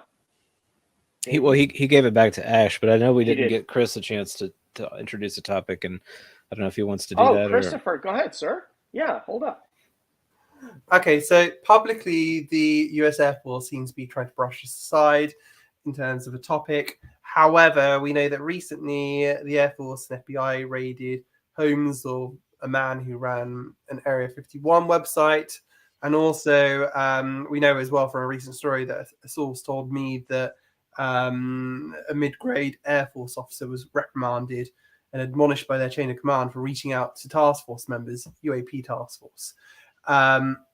So is there an active campaign to intimidate people who want to speak out about this topic, in terms of people associated with it, reporting on it, and potential whistleblowers as well? And do you think that will backfire in terms of the Congress? Dave? I think we're seeing a massive fight going on behind the scenes, and we see it over this report and all the rest of it. I think that they don't want it out. I think there's been a core group since the 40s, whatever it's MJ12 or whatever. There's some sort of core group that's been going on for ages, and I think they're the ones who've been keeping a lid on it. I think there was a movement maybe started. There's been every decade. There's been a movement of one and those who've tried to get at the truth. That loose ends thing that come out recently was about that. And I think there's been this core group that's kept hold of it. And I think the US Air Force are right up to their ears in this, with probably the DOE and maybe elements of the IC, most probably CIA, and maybe bits of the NRO. And I think there's a big effort to try and intimidate people. And I think they've got a lot of power. For the US Air Force, having been so roundly exposed by Mellon and everybody else, to still keep going and still effectively going, yes, we'll do it, and sticking the finger up at the Congress like they are doing, they've got to have some power. So, yeah, I think there's an active effort to do that. And I think some people, notably Mr. Bray, think they can still put the toothpaste back in the tube, and they're trying to follow Mick West's sort of, low information zone stuff. And anyway, so I think, yes, it's an active effort, and we're seeing that over this report. They'll probably say it's a mundane thing. We didn't have the staff, blah, blah, blah, blah. But I actually think there's a big fight going on at the moment. And it's interesting. We've got 6 weeks before the Congress changes power. And I do wonder, if nothing's done before that 6 weeks, whether they'll find a way to put the fix in again, as they always seem to do. So, yeah, so I definitely think Chris is right there. Oh, well, that's my take on what Chris has said anyway. Yeah, and I just want to, I don't know if it's a Title 7 here for the FBI. Title 18. So you have two different authorities for Air Force OSI, which is DOD, Title 50, and then you have Title 18 FDI. So two totally separate organizations saw interest in going after that guy's house, and I have no idea how legitimate it could be. Complete BS. The reasons that they used for raiding that guy's home, but I think it's worth noting that their authorities are from two different titles in the government, and therefore the DOD could not direct the FBI to be party to that raid, nor could the FBI direct the USAF OSI to be party to that raid. So both of them saw interest in it, and I guess made it a joint operation. And actually, Ash may be able to weigh in on that as well. And with that, let's go to Ash before we go to Frank Jones, Jesus Jones, Davey Jones. Go ahead. What say you, Ash, about that raid? Yeah, I don't know the ins and outs. Obviously, I saw the report on it. I don't know the detail of it. But all I would say is there's more than one way to skin a cat, isn't there? And if this person happened to have something else in their possession that could be used against them, then perhaps that's what's been done. But likewise, it may well be that some of the stuff they were putting on their website, I don't know this is just pure speculation, could have been classified, or there could have been information on there that could be a risk to national security. So that, there's that to think about as well, isn't there? Because the last thing you want is to put something out there that your adversaries can get hold of and can potentially, put your own citizens at risk. So yeah, there may be that to it as well. So yeah, who knows? Hopefully more will come out eventually, and we'll understand the full circumstances of it. But there's more than one way to skin a cat. There's more than one way to ruin someone's career, which we have seen as well. Yeah, I just react to this. So the Department of Justice would have had to have seen evidence, Ash, that would have, so that they would have granted that. Forgive me for missing the term right now. To enter into the person's home, whatever that's called, huh? They have to do a warrant, right? Yeah. Yes. So a DOJ judge would have had to have seen that evidence. That would not hold for the DOD. It would have had to have been an Air Force JAG that would have seen evidence that concurrent with that would have said, we have an interest because of this evidence. So two different warrants were issued on an evidentiary basis that two different organizations authorized. Would you agree with that, at least? Yeah, I mean, the fact that two different, completely separate organisations have had to have oversight of that would seem to suggest there's probably something, illegal or classified that person had possession of. Yeah, that I just have to point that out because they're not connected in any way. There has to be, they cannot. The Department of Justice cannot issue a warrant to USAF OSI.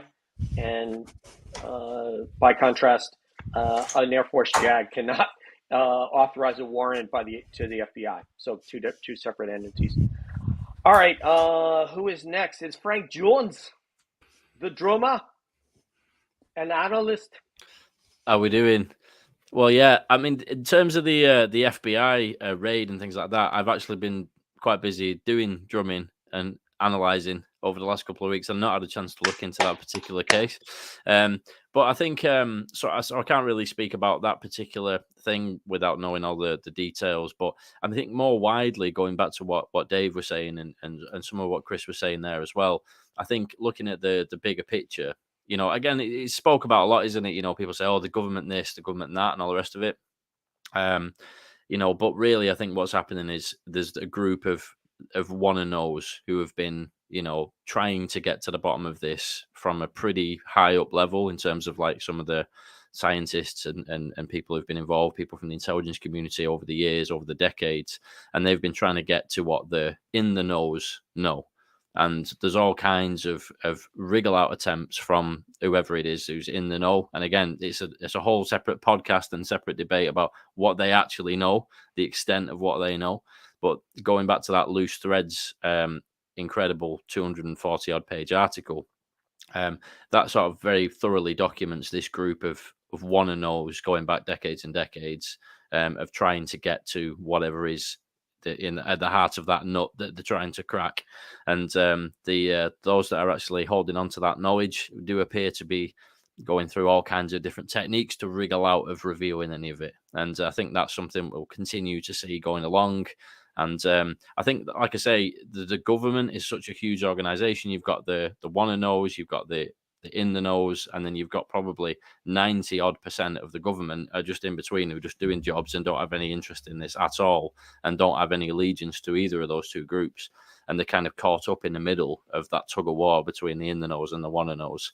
But it's going to be interesting to see how it plays out, isn't it, over the next few years? We gotta up, Nathan. We gotta up Frank's share of the CAB UFO CAB 401k fund. Agreed. Because he just comes up with so much material. All right, we're gonna have to make this quick hitters, guys, for the rest of the answers, because we got to get the WHO on here. So let's make this quick hitters for the next couple of you, please. Definitely, yeah. Fantastic question, Chris. And I think that there is an element within the US Air Force that is trying to hold on to what information it had and not let things out and maintain the status quo as they understood it by whatever means. And my only suspicion is that motivation is self-preservation, in that they are the people who have been aware of it and not sharing the information, or they have been sharing with information for commercial gain, and so they're doing what they can to protect themselves. And I think we're watching the death throes of that, to be honest. I think they're realizing their time is up. And with that, I think we're going to Money Nathan. I'll be quick. I think there's like a secrecy apparatus. There's several different groups that are working on things, keeping it secret and have been for some time, and it's just really difficult to unwind that. So. And again, we don't know what evidence that those warrants were based on, so we don't know what they have. We don't know what it was based on and what they saw that would be in their interest. If we did know that, then we could pass judgment on it. But up to now, we just know that 2 different organizations and 2 different judges granted warrants on that. Let's bring in Deb for her quick comments, and then we're going to take a quick break so everyone can use the facilities, and we're going to bring on the WHO. Yeah, I just think, again, we have to be cautious when we start getting close to bases and possible national security issues. Like, we've seen it time and time again. People get too close and then they send out Doty or something like that. It's like, you got to be careful. We don't want to step into the wrong stuff. Yeah, our friend Richard Doty. One love, Richard. He got to meet a bunch of our homies from the UK. All right, I want to say thank you very much to Frank Jones. I want to say thank you to Christopher Sharp, to Davey Johnston, who came up with another amazing question, to the legendary Dave Smethurst, who will be on a very soon, an episode of CAB relatively soon, to talk ancient structures with Dan Warren, while Nathan and I go, this is cool. And Debs as well. Thank you, Ash, for coming on. That was a banger, man. That's all I got to say. Thank you, brother. All right, so we're going to say goodbye to these guys for now. We're going to bring on the WHO, and we're going to take a quick break, let everybody use the restroom, and then we'll come back on. So just give us a couple of seconds, okay? Sounds good. All right, bring on the WHO, everybody.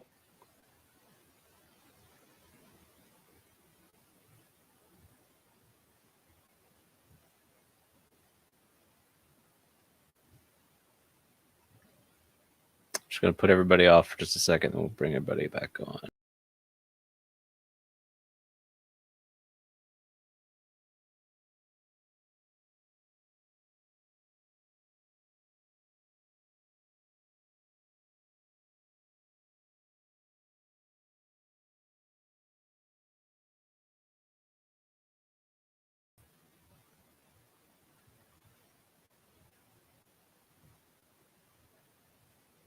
What's up, y'all?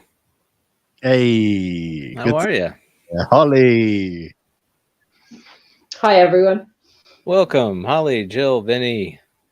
And I know we had Graeme, but I know he had an early bedtime, so I think we're going to have to catch up with him another time. But Holly, you're here to help fill in, which would be fantastic. So we've got a full panel. And I guess Franc Milburn, were you hanging with him, or is he... We were. Frank was having audio issues and all sorts of things. He might still pop back on. Yeah, this is going to be Led Zeppelin. I got to give it a huge shout out to all of those guys. They smashed it. So good. I wanted to be in on that conversation. Every single talking point was amazing. So kudos to those guys. Yeah, one bomb after another. I wanted to make a positive statement about not getting to see Graeme today. I am going to have him on the dojo New Year's Eve. So we're going to talk about the book. So that gives me until the end of the year to finish the book. That's awesome. Graeme Rendall on Deb's Data Dojo. So everybody check in for that. So we are down Graeme Rendall and we are down Davey. Excuse me, we're down Franc Milburn, potentially. Franc Milburn. Oh, he's coming on, so I think we'll get him on. Awesome. Okay, Nathan, take it away, brother. All right, great. So you guys, I think most of you got a chance to watch the first session. So we're going to go around and kind of panel discussion. Looking forward to your topic and then your response. And let's just get into it. So Vinnie, I'm going to start with you since you're kind of in the order that I'm looking at. So if you want to kick it off for us, let's go. Awesome. Thank you so much, guys. Yeah, this is really Led Zeppelin really set the bar very, very high there. So yeah, again, kudos to those guys. I do want to say I did guess that Holly would be the other special guest. So Holly, it's awesome to see you. Really Nice. is. Yeah, they raised some really big talking points there. But I came with some ammunition, you know. I was My gun's not empty, baby. Don't get too comfortable, Led Zeppelin. I've got a lot of talking points in front of me, and I was going to pick one at the last minute, which I'm going to do. So I was going to, we're nearing the kind of Christmas period. I was going to come with the big existential questions like, does Santa Claus hold the secrets to anti-gravity and time manipulation? But, we won't go there just yet. So, no, my question is about smoke and gun evidence. And, James Fox recently released his documentary Moment of Contact. And ever since the release, he's been doing a multitude of interviews and talking about this footage that is said to exist that shows these beings, and if that is legitimate, then that could be a real game changer. So my question and talking point really is about if we get to see this footage that James Fox is confident he will get his hands on, how does that change the conversation? If it's proven to be real, does that make the government irrelevant, or do we then go to the government and say, what have you got to say about this?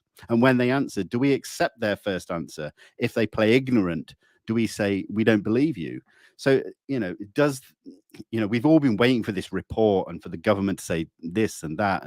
But coming from that other angle, what do you think will happen in the kind of whole big picture of disclosure if we get an outside source coming with a legitimate video showing beings from not of this earth?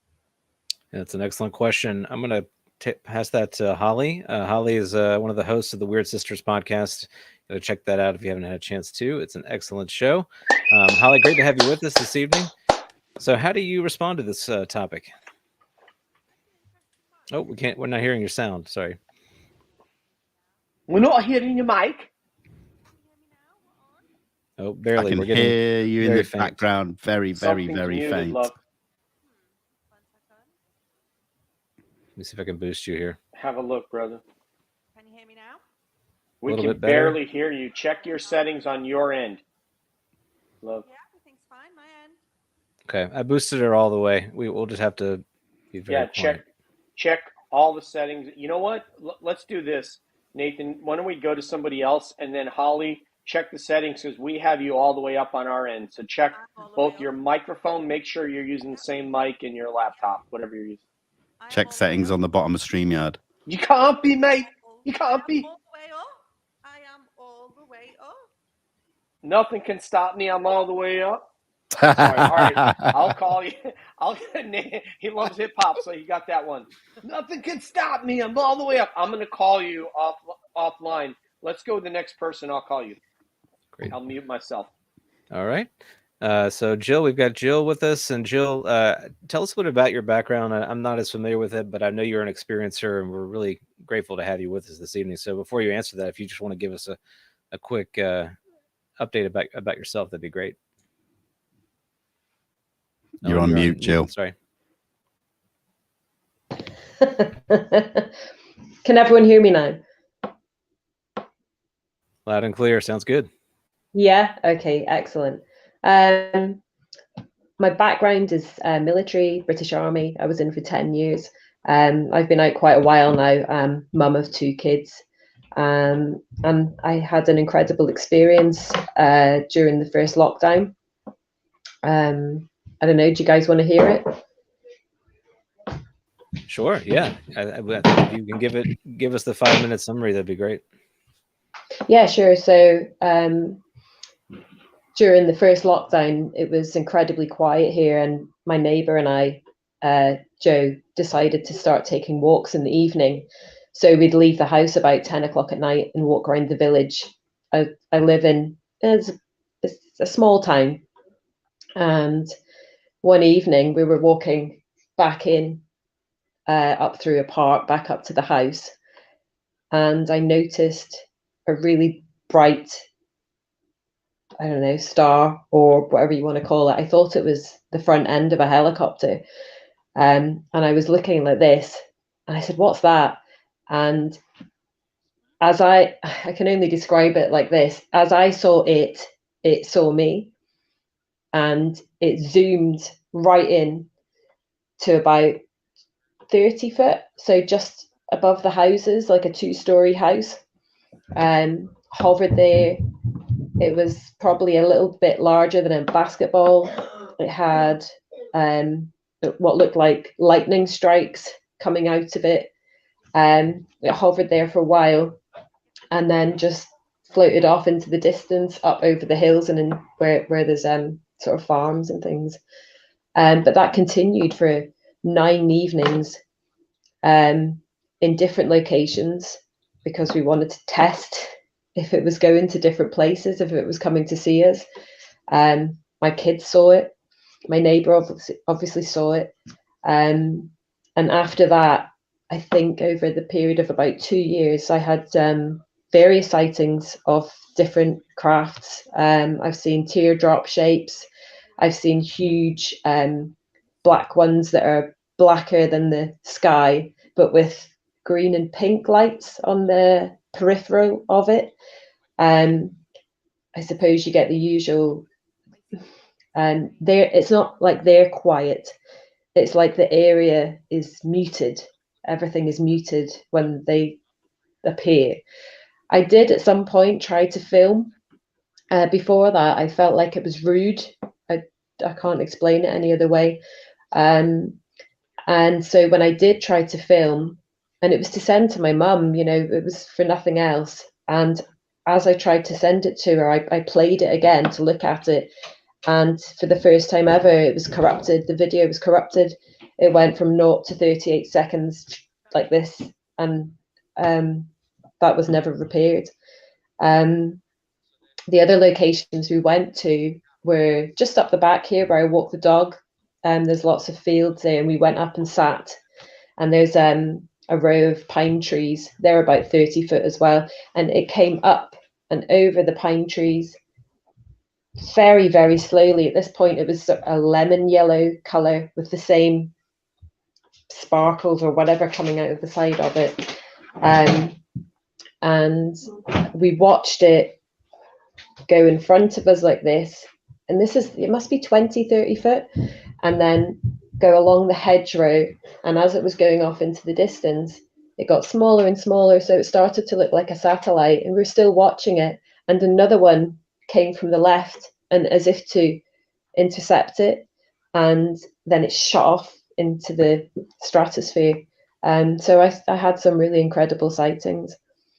And that's it in a nutshell, I suppose. Well, I mean, that's fantastic. That's no small experience. Well, I mean, that's a good segue, I think, to Vinnie's question. So you've had a personal experience with this, and I'm sure that it's changed you in some profound ways. And Vinnie's topic about what would happen if some actual evidence, like we've been hearing about from James Fox, about an actual creature, if that were to get released into the public, what do you think the response would be? I've seen things in broad daylight, and everyone is looking down. Everyone is on their phone. They're getting on with their lives.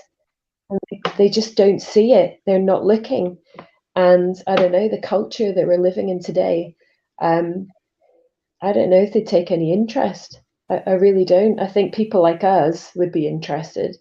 But people are so focused on their own personal lives and what's happening in their circles.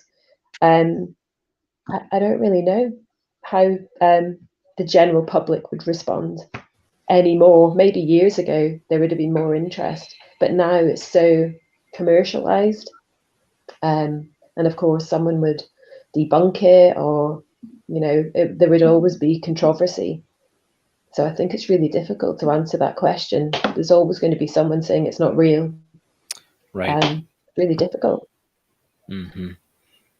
Yeah, agree. Holly, want to try your mic again? Let's see if we can.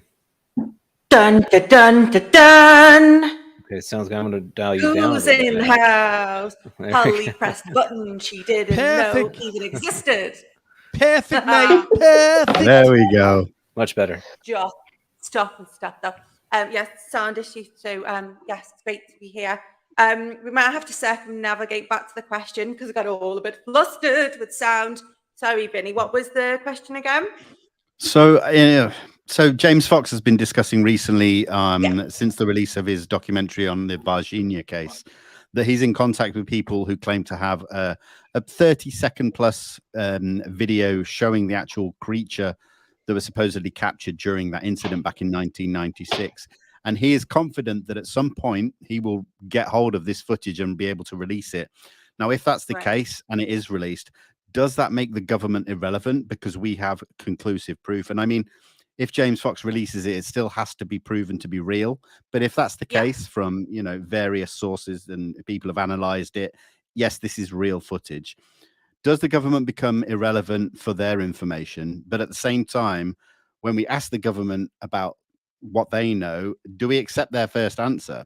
If it's just a bit vague and they play ignorant, where does the conversation go from there that we've got this legitimate footage? It's a really interesting one, isn't it? I firstly, when I seen James's film, the one thing that really stuck with me after that film was how that little being was projecting its fear, and those girls felt its fear, and it stuck with me quite horrifically for a few days afterwards. And watching him on your show and other people's show, hearing him talk about this evidence, I posed this question to myself quite a few times. What would we do if it came from another source? I think there would still be this strong disbelief. I think there's a lot of the general everyday people that no matter where the source comes from, they still would be untrusting of it. I think a lot of people aren't wanting to accept the reality of the situation, that there is beings, other intelligences from, I don't know where they're from, I don't know where they live, I don't know if they're dimensional, I don't know. I just don't think there would be worldwide acceptance as quickly as maybe those of us that are into the topic would take and digest. I would love to be in that situation. I would absolutely, dance around with some trousers on my head if that happens and James did get his hands on. I've got such a way with words, I know. If James did get his hand on this footage, and I hear he is very confident that he can, but I just don't think we would have the worldwide reaction that we would hope. I think that people need a government stamp to make it real, even though I think those of us that are into the topic might not. That I think people still need, like, this is real from the powers that be. And, we all know that the powers that be don't tell the truth.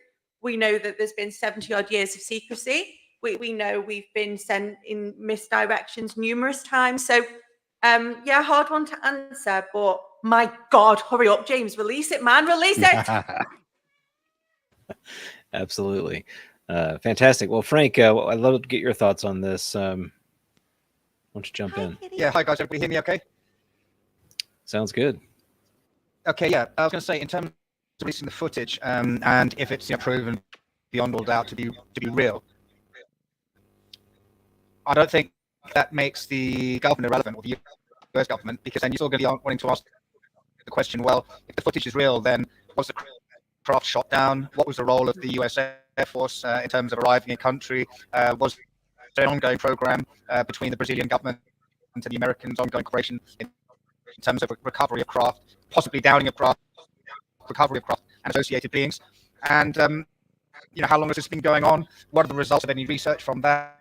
Are there any live beings that were recovered? So I think it opens up more of a can of worms for the American government and the Brazilian government if the footage is in fact proven to be real. Yeah, that's great feedback.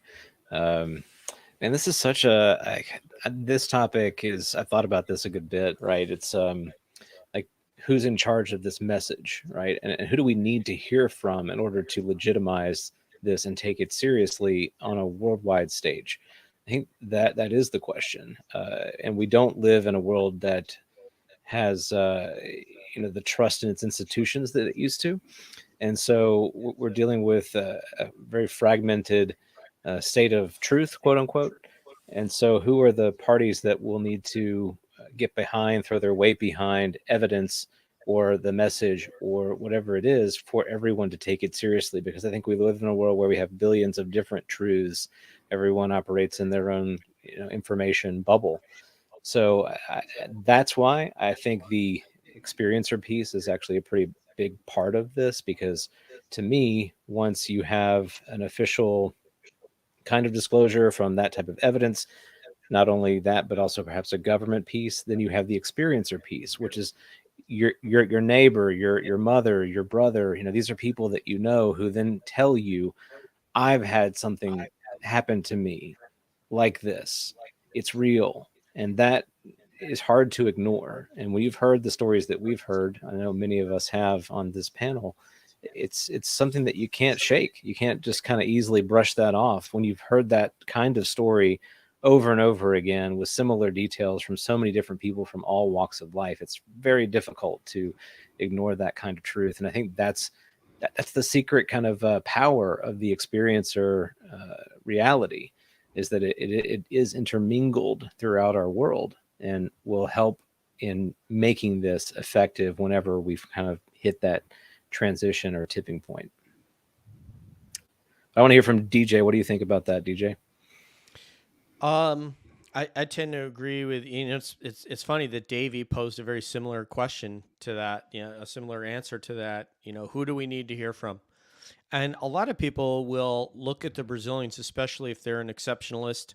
We have a lot of American exceptionalists that if it didn't emanate from this country and has not been broadcast or espoused or formed in this country.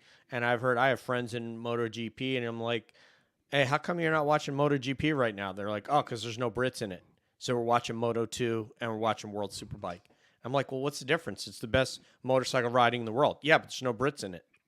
So those are my British MotoGP fans. So I think something very similar will occur, even if that evidence is proven to be true by the Brazilians. Some people, and by the way, this hat is in honor of the WHO right here. That's why I'm wearing the Union Jack hat, is to champion on my brothers and sisters in the WHO today.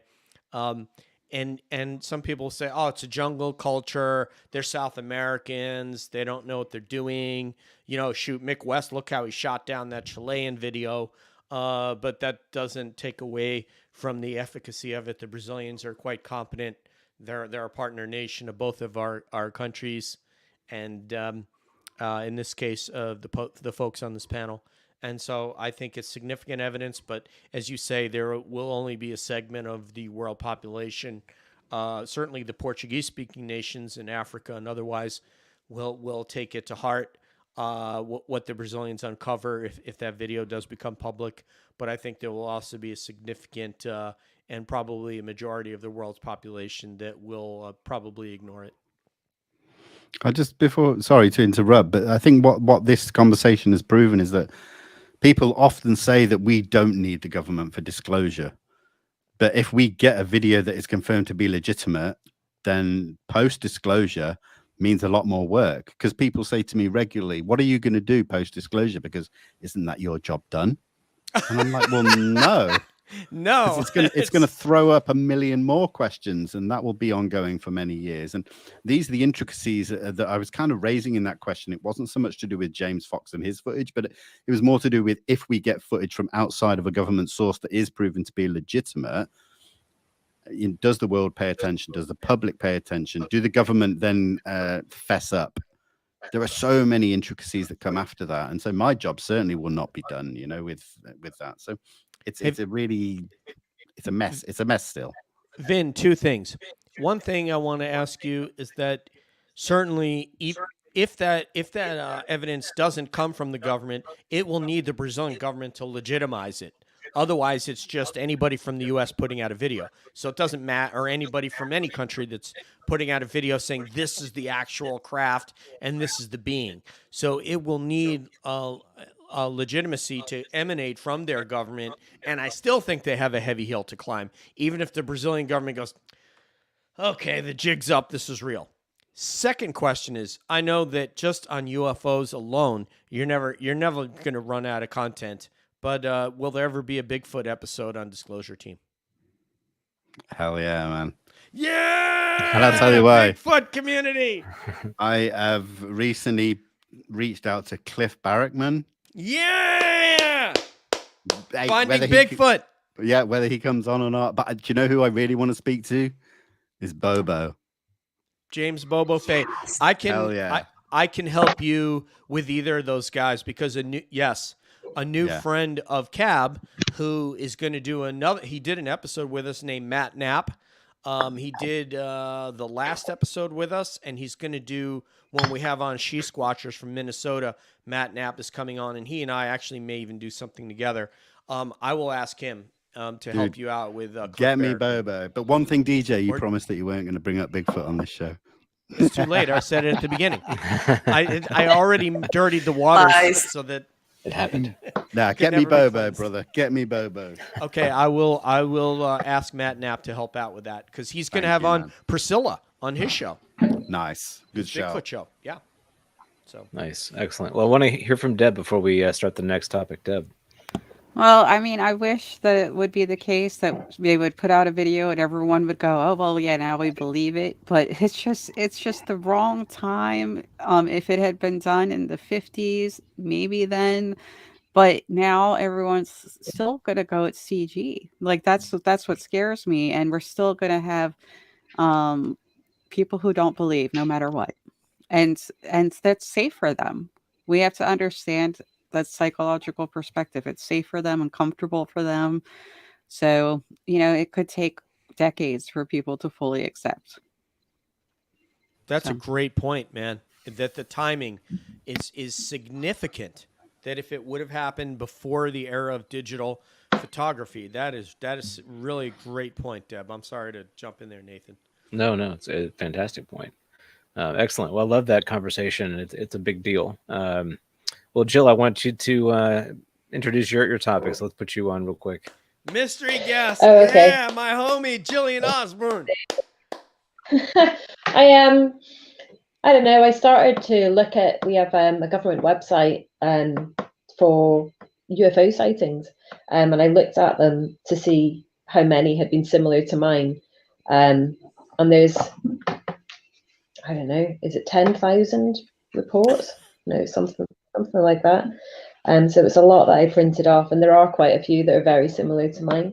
But it led me down a little rabbit hole, and I found out about Project Condign. Has anyone heard of that? Yep. You have? Mm-hmm. Yeah, I didn't know Yeah, it quite a existed. bit. Yeah, I know a lot. Yeah, several I friends. know a lot about that. Well, that was my topic. So. Oh, just if we've heard of Project Condign. Okay, excellent. Yeah. Well, I mean, who wants to take that? Actually, Vinny, I'm going to give it to you since we're in the rotation. So, go for it. Yeah, Project Condign is an extremely important document, especially coming from the UK side of things. I mean, there have been many conversations had about it, about where it came from. Now, the US government tried to get this kind of study done from the mid-90s, and it never happened until the third iteration, which happened in the year 2000. Yeah, it was released in the year 2000, but I think they started putting it together in about 97. And it was actually an ex-defense intelligence officer, Ron Haddo, that wrote it. Now, he had retired by that time, and it's a very...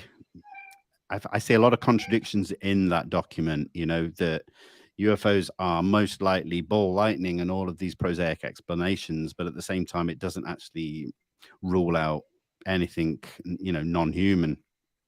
It's a very, it's a windy road, that document, if you look into it. There's a lot of important redactions in there, which you can, you know, Dr. David Clark, my colleague and friend, was the guy that kind of got that released. And, you know, he's had conversations with people in the government, in the Ministry of Defense about it. And there's a lot of little points that you can kind of piece together in there. I'd love to hear Frank's thoughts on it, and then maybe I can then jump in a little bit after that, because I kind of need to see what he has to say and come at it with certain aspects of that. I could go into it for hours, but I like a conversation on it and not just me talking about it. It's very, very interesting. Sounds good. Well, Frank, let's pass it to you. Yeah, thanks very much. It is an imperfect document. There are a lot of contradictions, but there are also some incredible nuggets that are inside it. I mean, it says, you know, that UAP exists is indisputable, right? And then it talks about their characteristics. And then it says, you know, the purpose of the report, basically to identify if there's a threat to the UK, and then to identify any potential technologies of interest. So, I mean, those are pretty you know, important aspects there. And then even though it says that that the report itself, that there isn't any information of significant defense intelligence value, it says there are a number of technological issues that are of you know, defense interest. The other things that I found really important from it is the fact that it looks at, you know, what the Russians and the Chinese were doing in terms of their own UAP investigations, and the fact that the UK said that you know, the Russian colonel source, they used Sokolov, had basically said that Russian pilots and aircraft had been lost trying to intercept UAP.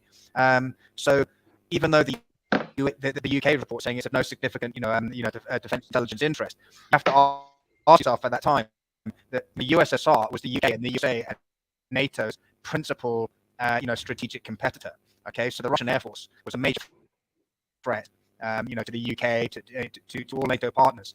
So if the Russians were considering UAP to be very much a threat, which Sokolov says they were, then would it not be logical to assume that the RAF, that the USAF, and all their NATO, you know, partners also considered, you know, UAP to be a threat?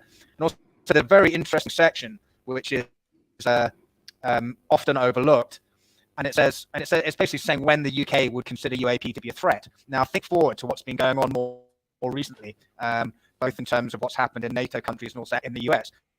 So it says that UAP would be considered to be a threat if they could successfully penetrate the defensive area of the UK, the air defense region of the UK. Okay, that's number one. They would be considered a threat if it could cause damage, any kind of physical effects or electronic effects, if there's a risk of an air hazard, such as a collision or damaging airliners or other aircraft.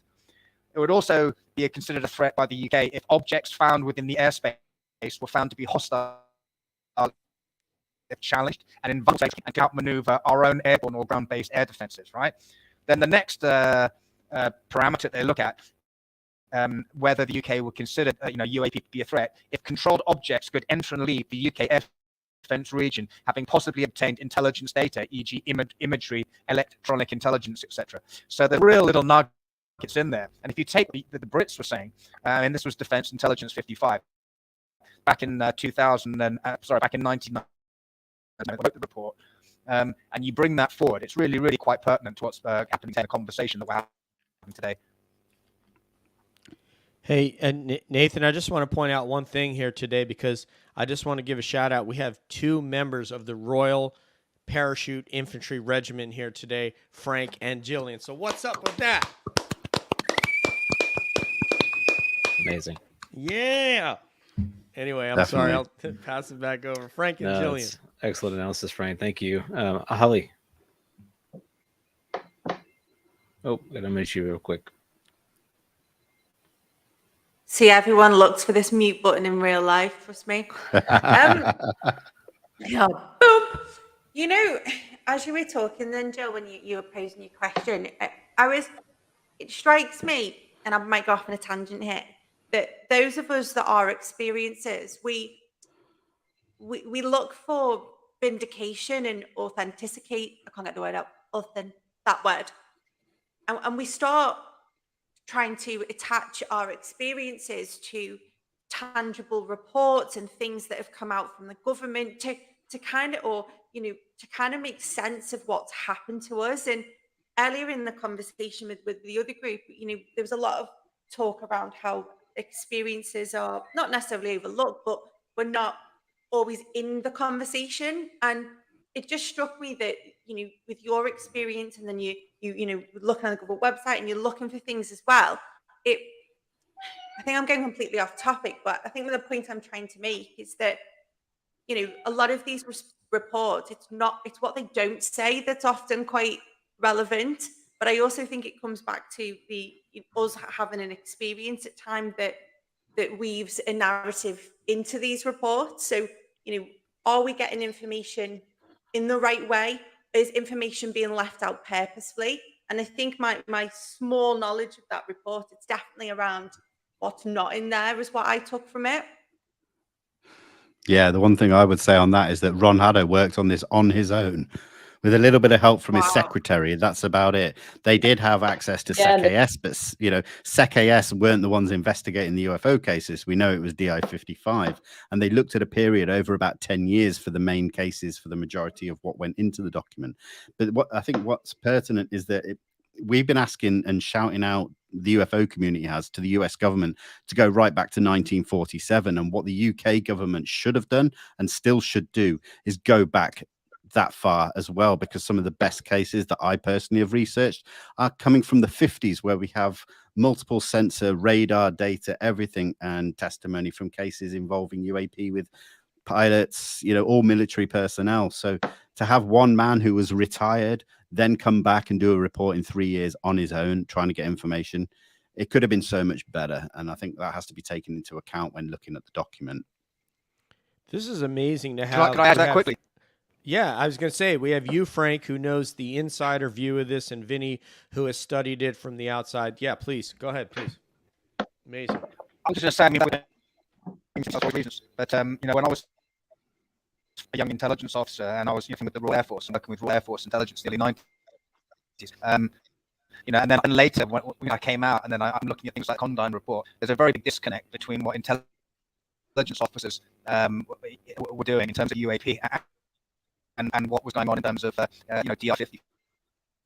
The people who were debriefing and briefing squadrons and pilots and air crew had to have a very different perspective from what DI-55 had to say.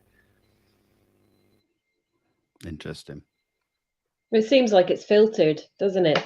There's a filter that goes on in between people. Yeah. When they're reporting these things.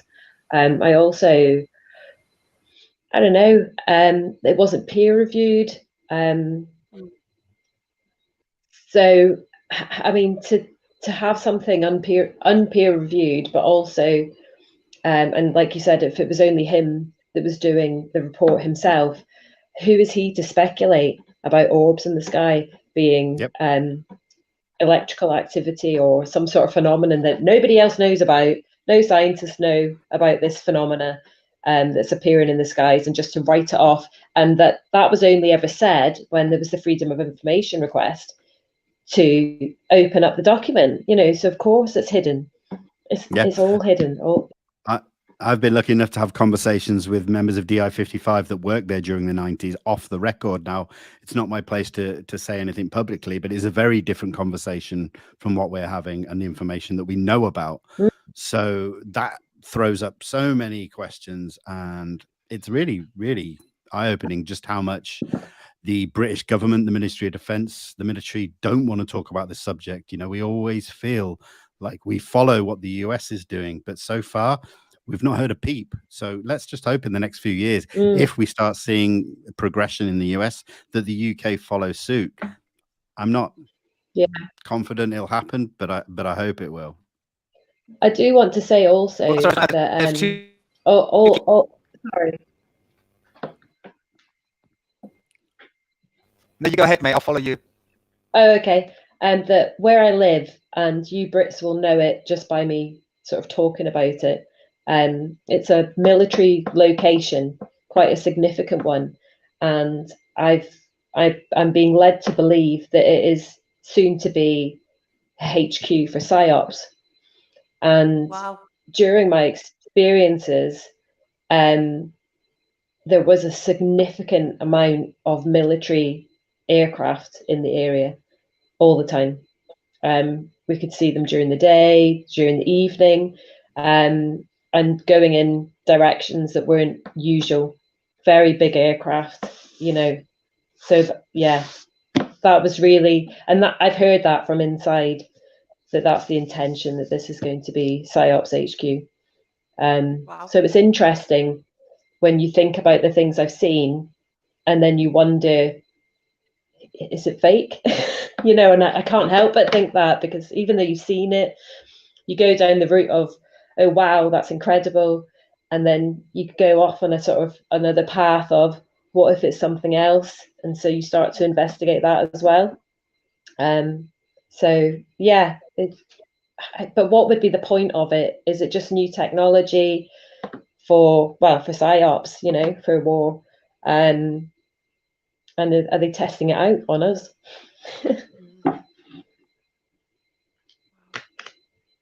Yeah, Frank, do you want to come back on that?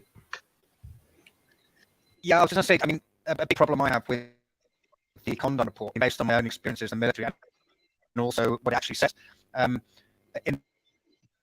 the Condon report, it says there's never been an attempted intercept of UAP in the UK air defence region. Well, we know that's rubbish, because in the 1957 Milton Torres case, which is actually an American aircraft, an American pilot, under operational command of the Royal Air Force, basically protecting the UK air defence region.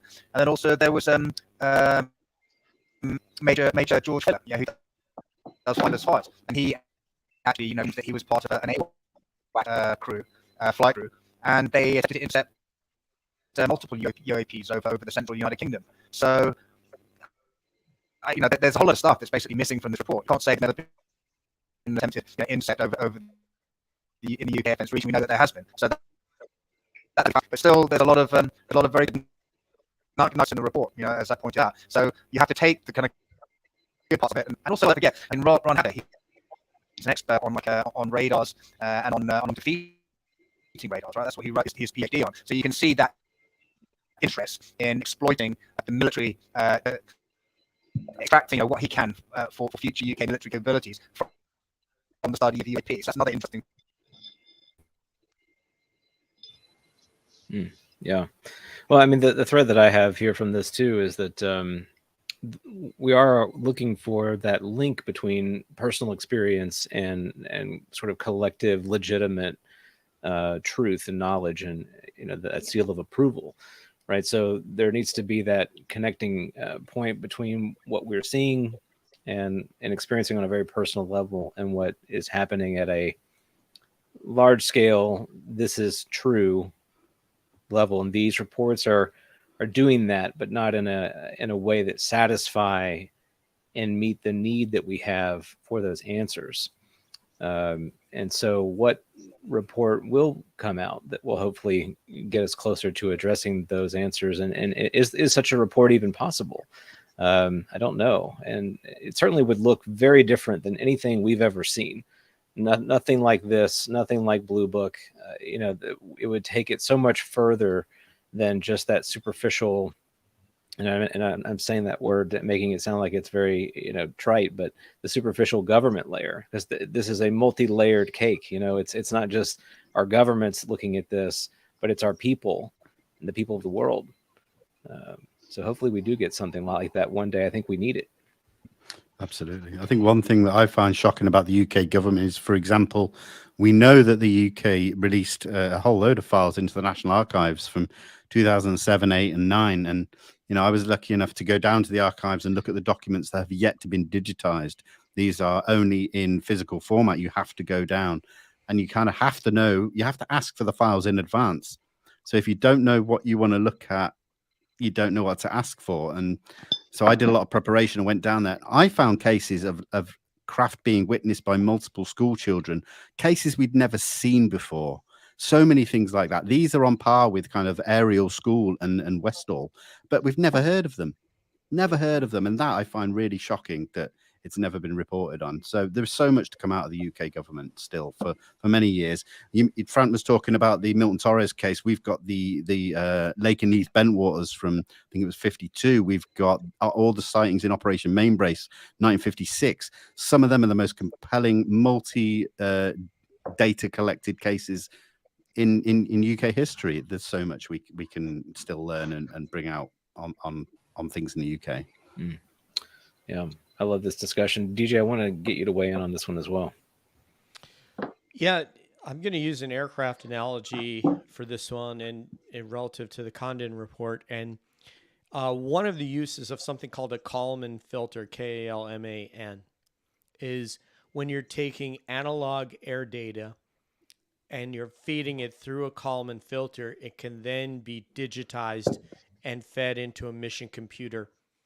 And the problem that we're having is that Kalman filter is something like, in this case, the British government. It could be the U.S. government or whatever. Pick a government that you want, France, Italy, whatever. And then what comes out of it has already passed through that Kalman filter, which is their sensors. And they have digitized that information and presented it in a way that they want us to see it, the way a Kalman filter takes that information and presents it to the mission computer in a way that the mission computer can then ingest that data and formulate its algorithm with that. Without that data, that we couldn't compute a climb or a dive or whatever that system is looking for. So the Kalman filter does that job. The problem for us as consumers of UFO information is that we don't want that Kalman filter. We want that data to come in and come directly to us in its original form, because as I said, a grouping such as ours is ready to take that information in and analyze it and accept it and come to peace with that information. And we're not in need of a Kalman filter. I can't say that necessarily for everybody that's in the world, but I know that the people that I've met, largely, not completely. If you go through UFO Twitter, there are people that are not ready for that. And those are the people that are looking to debunk every aspect of something that's obviously true, because they've legislated on this on the basis of seeing evidence that we've yet to see and only have heard of. So anyway, that's my interpretation. We don't need that Kalman filter because what we're getting out of that is the Condon report, and it's like in other countries that we really don't care for. We just want the information. Yeah, I love that insight, that perception management aspect to it. Deb, what do you think? Well, I just wanted to say, when it comes to reports, it's one of my favorite things to look at. Some people are aware that in the 90s in the United States, they put out something like a 900-page report on how Roswell was not real. Like, that was 900 pages. And when it comes to it was basically a book. So when it comes to these reports, we get 70 pages. And then some of those pages we basically have to beg for. I guess I just wanted to chime in and say, when it comes to reports, I would like the table to be turned. Can we get the 900 pages on how this is real? Thank you very much. Yes. That sounds great, Deb. What's up to Jill's son? Is that Jill's son? What's up, buddy? That's right. Jill, we've had a wonderful time with you on the show this evening, and we've only scratched the surface of your experience. So we look forward to getting that full story another time. Thank you so much for joining us. Thank you so much. And I'll speak to you all soon, okay? All right. Sounds good. Take care. Bye, guys. Bye.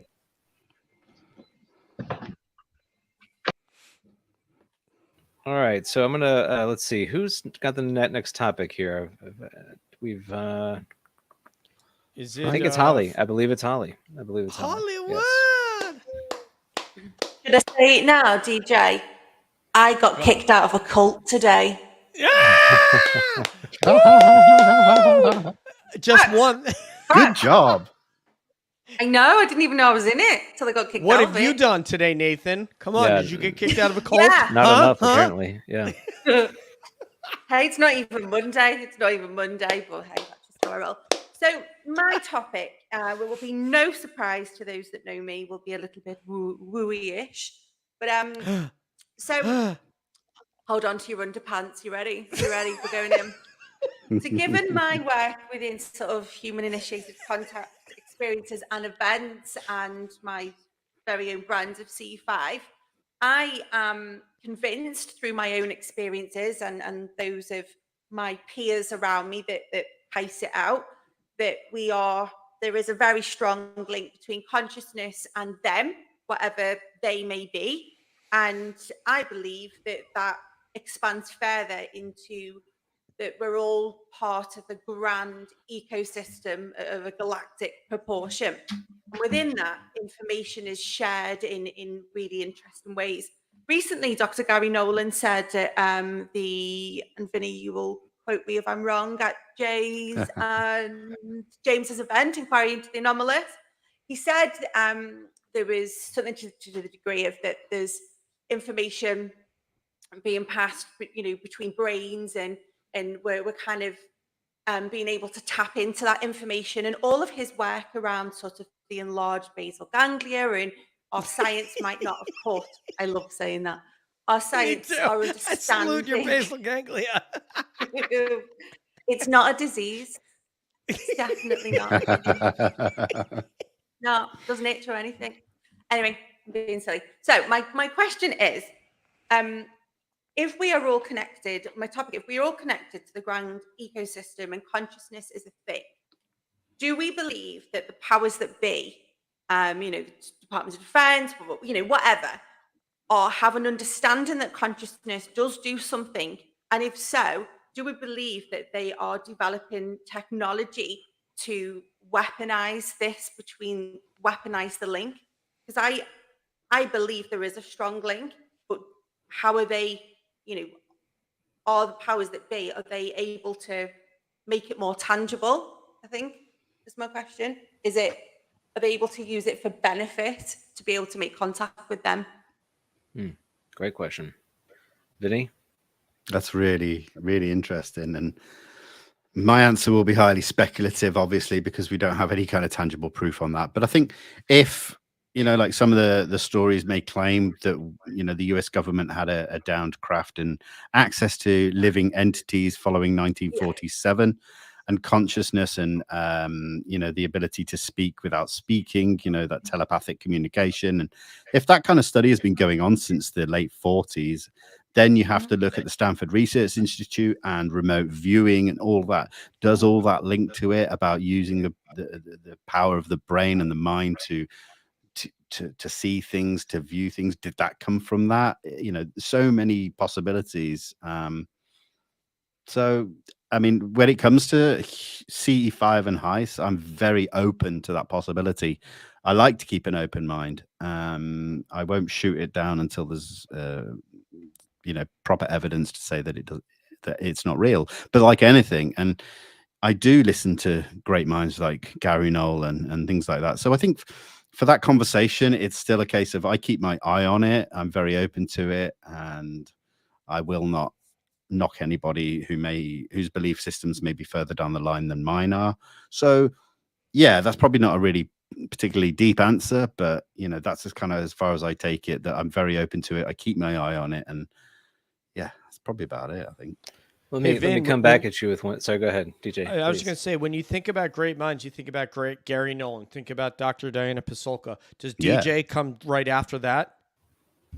Well, I thought that was just we just keep you at the top and then we go like below that. It goes without saying. Go ahead, Nathan. Yeah, we get there eventually. We do. No, absolutely, man. I want to ask you this follow-up. So do you think it's safe to say that if the government was able to master this, and again, we are being very speculative, that they would do so? And I know Frank would answer. I'm thinking Frank's going to answer this yes, because of the power of this technology. But what would you say to that if they could do it? What do I think? I think they would go to all ends of the earth to master it, to weaponize it, to use it to their benefit. And like I said, if we look at remote viewing, the powers of what they could or what they attempted to use that for, you know, it's endless. It's endless possibilities. You know, it was government, CIA, military. Of course, it was. You know, you say weaponized, you don't mean it as necessarily as a weapon, but certainly for advantage in a military sort of aspect. So, yeah, why not? Of course, you know, a lot of arrows kind of point in that direction. We'll see. I don't know. I just don't know. I'm very, very bad at being speculative. It's all good. All good. Well, let's hear from Frank. What do you think about this one, Frank? What about heist in general, or about Holly, you want to appearances in reset your general? question? I mean, real I quick? keep it. Yeah, so, you know, would consciousness, or how we use consciousness in our brains as a way of connecting on all levels, do we believe that if the government could weaponize that connection for their own benefit, would they? Oh, I think we know that they Shooting already fish have. in I a mean, barrel. certainly according to. Yeah, I mean, so if you read Nick Bedford's book, what's it called? End of Days. It's one about the. I reread it only a couple of weeks ago. It's the one about the Collins elite, and they're definitely trying to get in contact with people you'd call mediums, effectively. And I keep a very open mind, being an experiencer, but they actually had very bad results. That people who tried to contact these kind of other higher consciousness or entities, one of them ended up with almost kind of like a they ended up dead. One had like a crushed skull. One died from asphyxiation, and the other one died in another horrible way.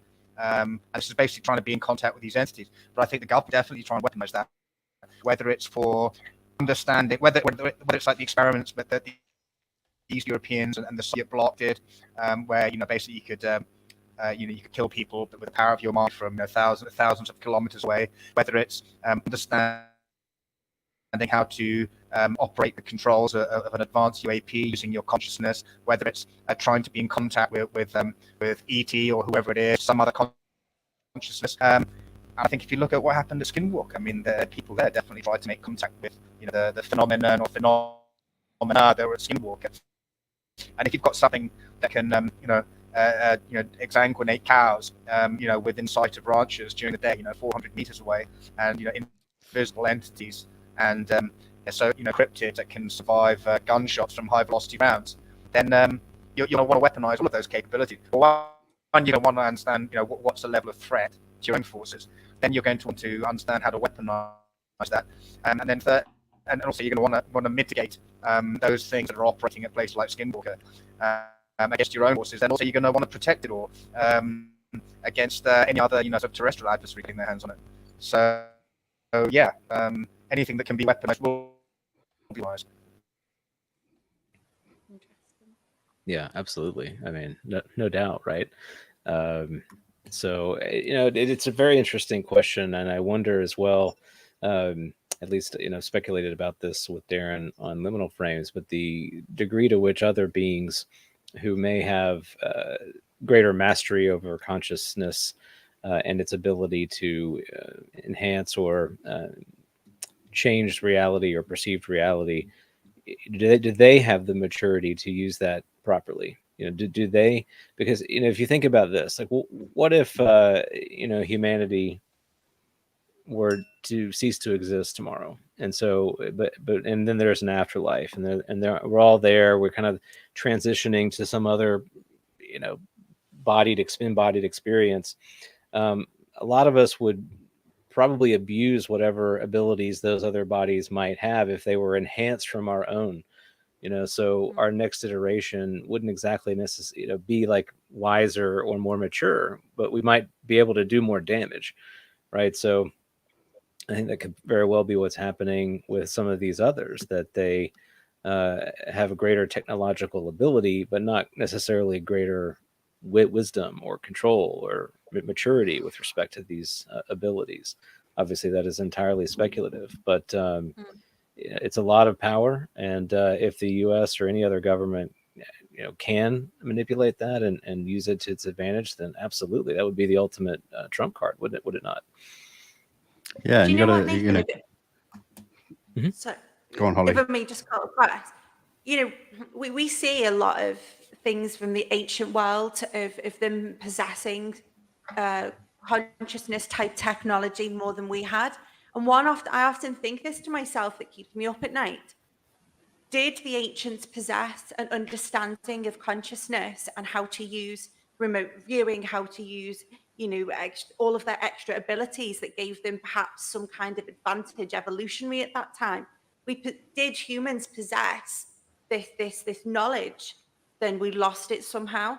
And the fact that we don't understand how it's used in this day and age, I find really, really interesting, because, you look at what the ancients built, and they had knowledge without the technology of aquaphors under stone circles. They had knowledge of the celeste, the way the heavens moved, and they had knowledge that they just couldn't possess without having a technology spanned over thousands of miles. Someone in the near Australia, the Pacific out there, would have the same knowledge as someone out in South America, and they weren't flying around to tell each other. So how did they possess this type of knowledge if it wasn't on some kind of information consciousness highway? And I do think that we've lost it perhaps now, but looking at the work that Dr. Gary Nolan's doing and experiences that have been near craft or something's happened to them, and part of their brain that's responsible for consciousness is enlarged. Is it happening because it is evolutionary kind of advantageous to happen? I am just the speculative queen. I'm just going to put it out there. No, I mean, I love that. I mean, I think it's safe to say that our ancient ancestors certainly were leaning on skills and abilities that we really don't rely on very much anymore. Our materialist world, right? We kind of walk around with these technological crutches that enable us to do a lot of amazing things, but because we lean on those things, we don't develop and kind of work those other muscles that maybe are part of our toolkit. And so it's very conceivable that, again, being speculative here, but it's conceivable that there's this kind of deeper intuition, this deeper way of knowing that ancient people may have possessed and been quite adept at using. I love the idea of that, right? I mean, to me, the romantic in me is like, yeah, that's so cool, and I want to know what that looks like. What could they do? Yeah, totally. And there's a lot of connections you can sort of piece together, again, speculatively. But one thing Frank mentioned there, he brought up Skinwalker Ranch, that automatically made me think of the work of Colonel John Alexander, who I know Frank knows really well. And, he's got links to a lot of studies into non-lethal weaponry. But then, if you think about the Advanced Theoretical Physics Working Group, like, could there be connections there between some kind of consciousness-based or advanced kind of technology that utilizes something non-lethal that's not, your average guns and physical weaponry? It throws up so many questions for me, but I find it fascinating, again, speculatively, but yeah, really interesting. It's speculative hour. Dun, dun, dun. Has to be. Yeah, absolutely. I want to add one quickly, guys. Sure, go ahead. I want to add one quickly. I mean, if you were going to go, if we were to go full on David Jacobs, right? And I respect his work, and I'm always been fascinated by his work. So if you assume speculatively that there's a highly advanced alien race on Earth, and they're slowly basically taking over the human race by breeding with us and using our DNA and basically replacing us with hybrids, aliens that look like humans, and they're going to keep a small group of humans basically as slave labor, and that they rely on telepathy for power, then that would be very, very scary, because your military, you have to be able to train your operators so they could counter this telepathic power, so they control. You'd be worried about your national command authority being taken over, and your president and your key decision makers being assassinated by members of their security detail who are actually alien hybrids. So you want to have humans who can identify them, and you'd also want to be able to remote view. You'd also want to be able to remote view their activities, their craft, how their craft work, the technologies, what their intentions are, where they come from, their weaknesses, their combat effectiveness, organization, intentions and locations, basically. So those are all things that you'd want to do from like a military intelligence perspective if you were just looking at it speculatively. But there's a lot of things going on around us that are invisible and they interact with us, and we don't know what they are. And some of them seem to be benign, and some of them seem to be not benign. So if you talk to an abductee, that's an absolutely horrible experience. If you talk to an experiencer, then by the nature of themselves calling themselves an experiencer, it's more maybe of a benign experience that they've had. So you've really got to err on the side of caution. I think take the good with the good, but also be prepared for the bad. And I think the military and the groups like like Nick Redfern has mentioned, and the Collins Elite, some people were deeply disturbed by these other entities and the fact that they may be demonic, for example. So that was just a point that I wanted to put in there. Yeah, thank you, Frank. I know DJ, you wanted to get on this too.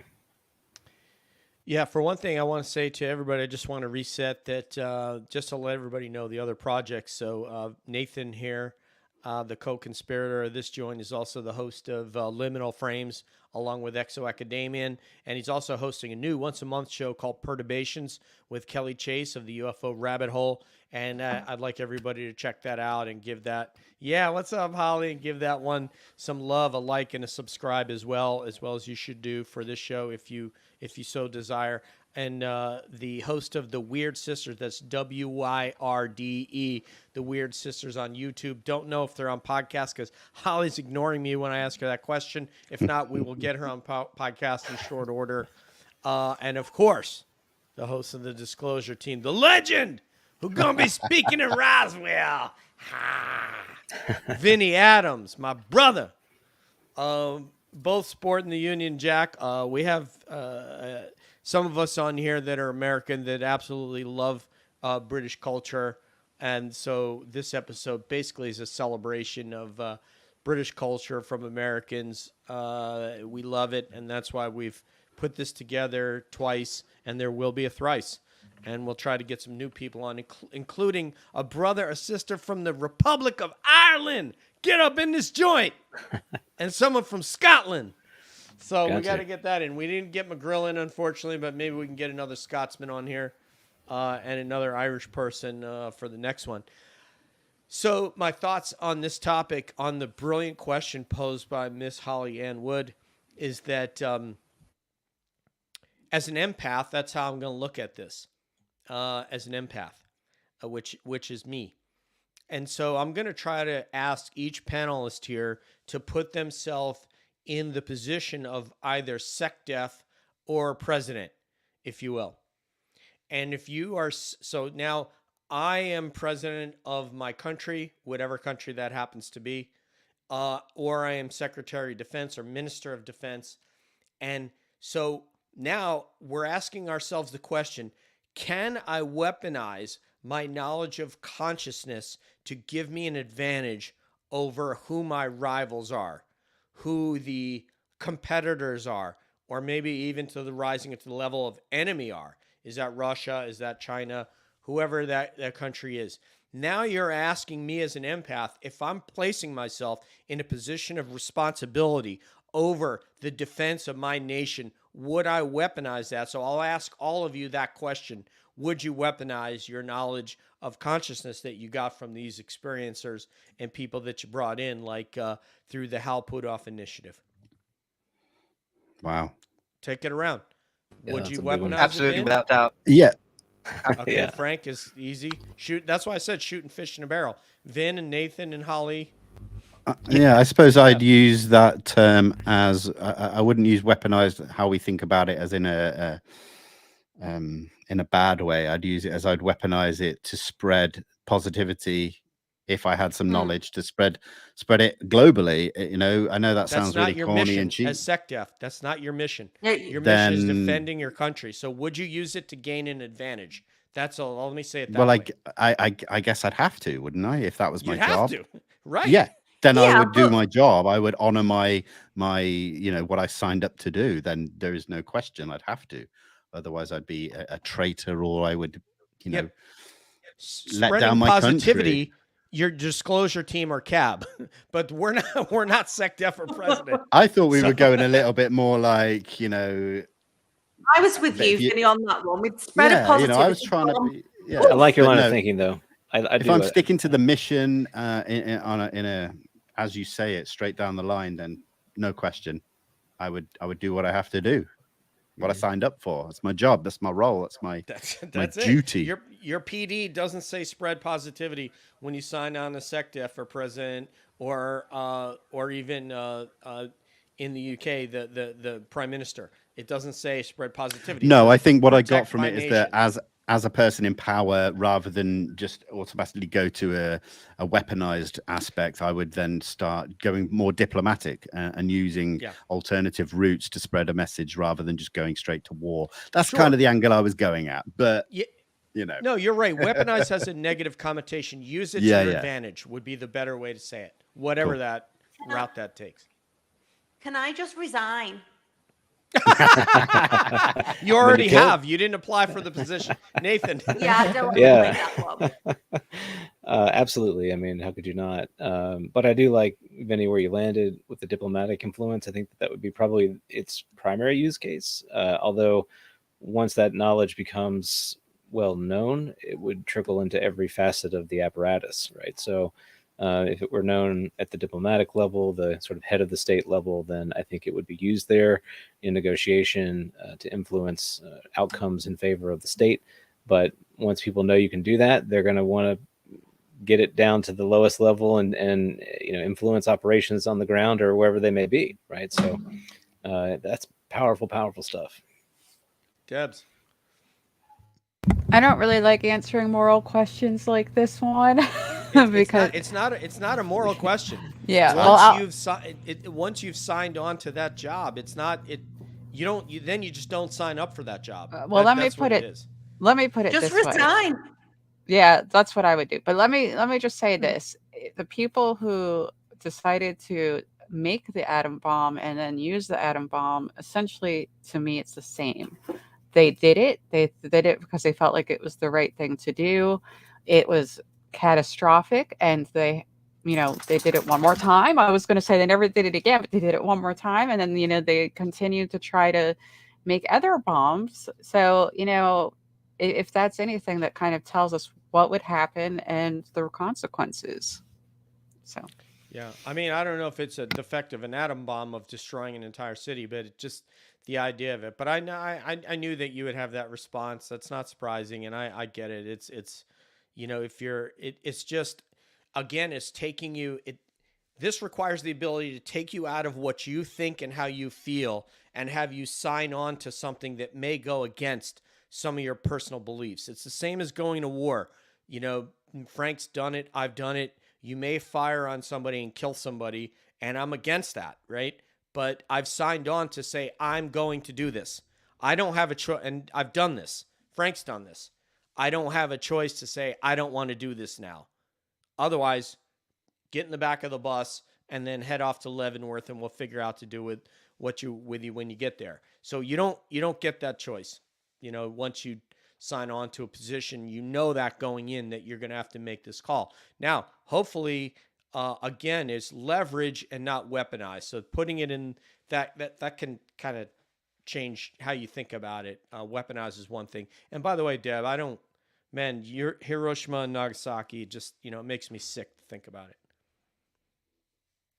Well, I've learned from my dad that no soldier ever wanted to do these bad things that they had to do. There was orders and considered to be protecting people ultimately. I understand that. Yeah, for sure. All right, well, I think we're coming to our last round here. Yeah. Frank, I'm going to let you introduce this topic unless you want to jump back in on that last one before you do. Yeah, I just want to jump back on the last one. I mean, if I was the US Secretary of Defense, and if I have to, I'm looking at China has stated they want to surpass the United States in military, economic, and technological terms by 2049, which is incidentally the time by which 2050, by which Eric Davis said that we have to have technology that approximates those of the Tic Tacs in case they become aggressive too. So I'm trying to manage two different sources of threat here. The Chinese put their own concentration camps. So do I really want them dominating the United States and the rest of the world by 2049? No, I don't. Russia has shown, once again, it's kind of like World War II brutality in Ukraine. So do I want them, extending that brutality outside of Syria and Ukraine and other countries? No, I don't. They need to be put back in their box. The mullahs in Tehran, they want nuclear weapons, right? So they need to be dealt with too. The DPRK, the lovely, the dear leader in Pyongyang, he's also a problem, so he needs to go too. So if I can, you weaponize these kind of technologies, and I can, I'm not talking about, decapitations, right, to take out their decision makers, but if I can, take out their nukes and their means of basically, threatening their neighbors, then I will do that and make sure that, America and peace-loving nations continue to dominate, the international space. So I'm happy with that. I mean, I can introduce my topic as. Yeah, please do. Thank you.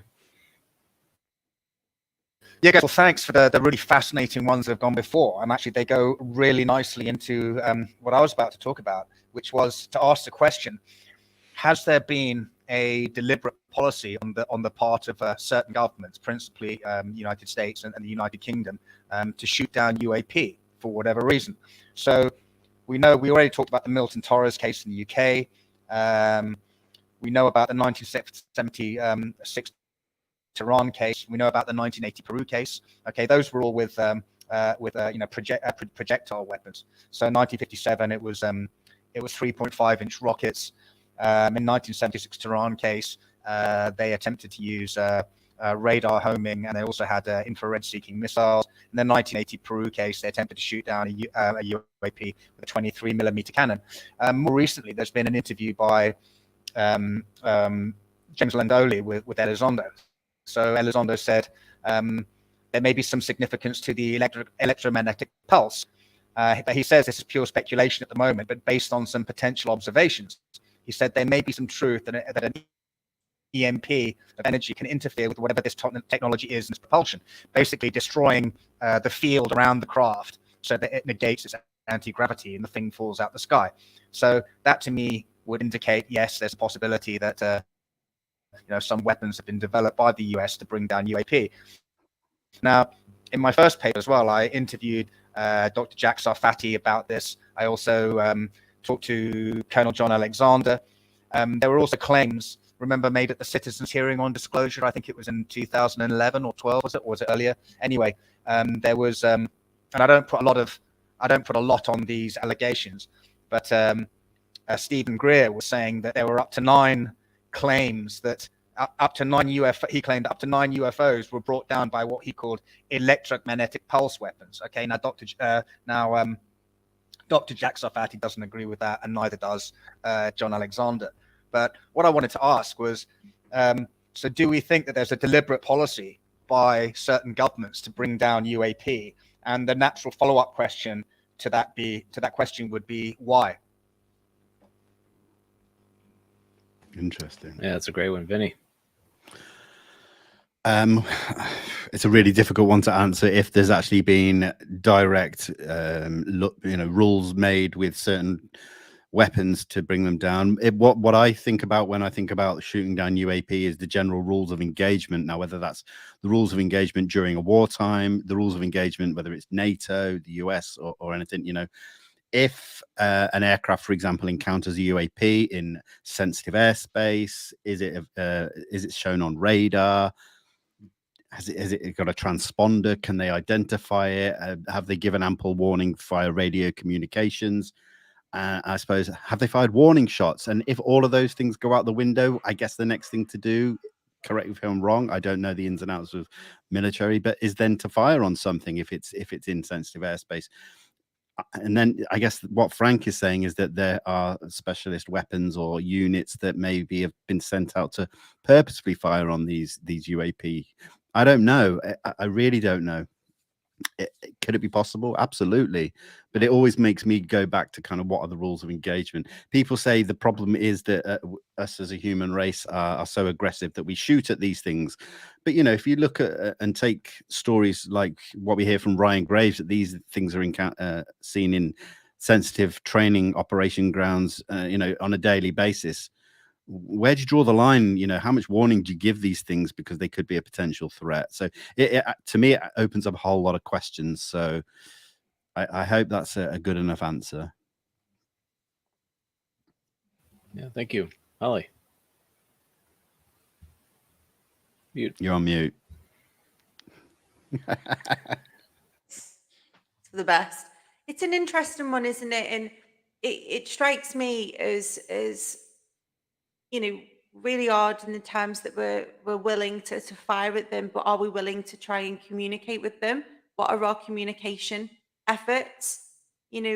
and I always come back to that point when was it that event earlier this year, Vinny and I were at, when Rick Doty was talking about, the secret space program and some of the secret tools that we had to shoot at them as they were entering in and out of our atmosphere and stuff. But I just kept, and maybe it's my naivety and living in a dreamland that I occupy most of the time, but we're shooting, but are we communicating first? And again, it goes back to what Vinny's just said. It's that rules of engagement. I can't profess to know anything really about that side of life at all, but what efforts are being made to communicate with them?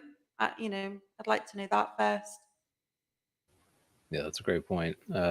Yeah, I don't have any, particularly great insider info here, but from what we've heard from other anecdotal reports, we have. I can think of even Tom DeLong, who mentioned that Starfish Prime was in part designed to do that in the upper atmosphere or lower Earth atmosphere. The Varginha case. I mean, let's talk about that. If that actually happened as it was described, we had a craft that seemed damaged in some way. And then not long after it was down, we had a military presence. That sounded an awful lot to me like they knew exactly where it was going to be and how it might have gotten there. So that hints at a coordinated effort. And then, Deb, I know you've mentioned before some things like Project Moondust, the active collection effort of crash retrieval.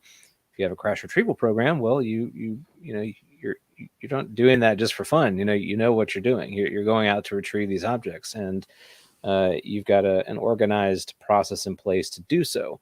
So that tells me that you know what you're doing. You're targeting these things and you're going after them. So I don't know, the evidence, the circumstantial evidence anyway, seems like it's fairly strong or pointing in that direction, in my opinion. Yeah, we actually have quite a lot of FOIAs on the exploitation of these objects. Granted, we were also trying to exploit satellites and space debris, right? So there's some muddled waters there, but it does stand out that Luke basically said, of course we would have tried to take them down. Like, they're flying over our ships. However, I will say that I have heard an insider say there's a protocol. There's like 3 steps of decision making before they would shoot one down, and if it doesn't reach all 3 of those levels, they would probably just ignore them, believe it or not. Which is a little shocking, but that's just how that works. Mm-hmm. I guess the one thing that scares me is we hear about baiting UAP. It would mortify me to think that we were baiting these things in to then shoot at them. That would just be the really bad far end of the spectrum when it comes to this kind of question. So if it's comfort at all, I don't think that they are all occupied. Yeah, I don't agree. And I think there's a good chance that we may know enough to know which ones are and which ones are not. Nice. I like that answer. It makes me feel better. Thank you, Deb. Well, I want to hear from DJ here. DJ, what do you think about that? I'm going to have to take a pass on this one and just say I hope not. Okay. Sounds good. Excellent. Well, Frank, please. Sorry. Can I just revisit what I said about Condign? Because it explains some of the points that have been brought up, which are all very good points. Yeah, so I mean, if in Condign they said that they'd be considered a threat if controlled unidentified air objects could successfully penetrate the defended airspace of the UK air defence region. So we're not talking about a Russian aircraft that's approaching the UK air defence identification zone and is 50 kilometers off the coast, and a typhoon goes up and says, hi, Russian aircraft, sorry, you're approaching our airspace, please can you turn away. It's already inside British airspace, like deep inside the UK. And it also says with hostile intent in peace, crisis or war. So when you're saying a controlled unidentified air object, that means that you don't understand what it is on the radar, and unidentified, that means that you've tried to hail it, respond, and it's already over Fazlane nuclear base, or and it's in peace, crisis or war. Then the potential damage in terms of physical effects, electronic effects, or the possibility of an air hazard or a collision. So if it's already inside the UK and it hasn't been identified, and they don't know what it's doing there, then it's considered a threat. Objects within the airspace are found to be hostile if challenged, i.e. they don't answer if they're challenged, and invulnerable to radar tracking and can outmaneuver our airborne or ground-based air defenses. So yeah, I think you'd be pretty worried about that. And then the last one was controlled objects that enter and leave the UK air defence region, having possibly obtained intelligence data, imagery, electronic intelligence, which is why you want to keep them as far away from your coast as possible, as far away from your airspace. Now, I'm not saying that they shouldn't try and communicate with them. Certainly they should. But I think if you have things shutting down your nukes, flying over, sensitive carrier battle groups, strike groups, then if that were the North Koreans doing that, or the Chinese, or the Russians, that would very much be considered like hostile intent, and you'd want to escort them away. And if they came too close, then potentially you would have an intercept situation. But all those points that you got brought up were very, very good. Yeah, if you were to look at a military aviation chart, like you're pulling charts because you're going to be flying like intercontinental, you'd see like around the UK the ADIZ that he spoke with, ADIZ, and it would show you that if you fly past that perimeter, and your little airplane will appear on your moving map that you're penetrating their ADIZ and you're subject to intercept if you don't have clearance to be in that airspace. That's what Frank's talking about there. I'm trying to remember the other aspect that he was talking. Oh, so the guard freak. So Deb and I and Nathan have talked about this before, the guard frequencies. So if you're on VHF, it would be like 121.5. And as Frank knows, on UHF, it would be 243. Oh my God, I almost forgot that. So what's happening is if I were talking to Holly on 122.750, but somebody is talking on 121.5, it would appear louder than Holly and my community. We would hear that coming right into our communications.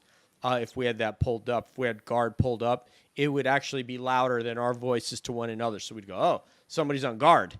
And so if you were trying to hail a UFO on UHF and VHF, you'd be transmitting on both those frequencies and calling out to it, saying whatever you're saying to try to identify it. Can I just chime in that I don't think, I obviously am not in the military. I don't have all the answers with this, but I don't think that we would just shoot if we saw a sub that was an enemy sub in our waters either, right? We would have to do the same thing. We need to follow the protocols. But of course, in this case, we're talking about something that would be very difficult to shoot.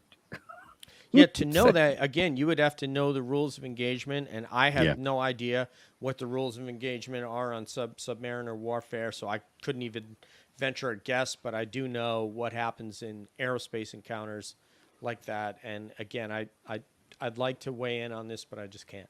Mm-hmm. Yeah. Excellent discussion, though. That was a great one, Frank. Thank you. Well, I think we're kind of come to the end of the back and forth. This has been a marathon session, and everybody, I appreciate it, particularly given the late time that it is in the UK. So we don't take it for granted that you guys were willing to spend some of your free time with us. We really appreciate that.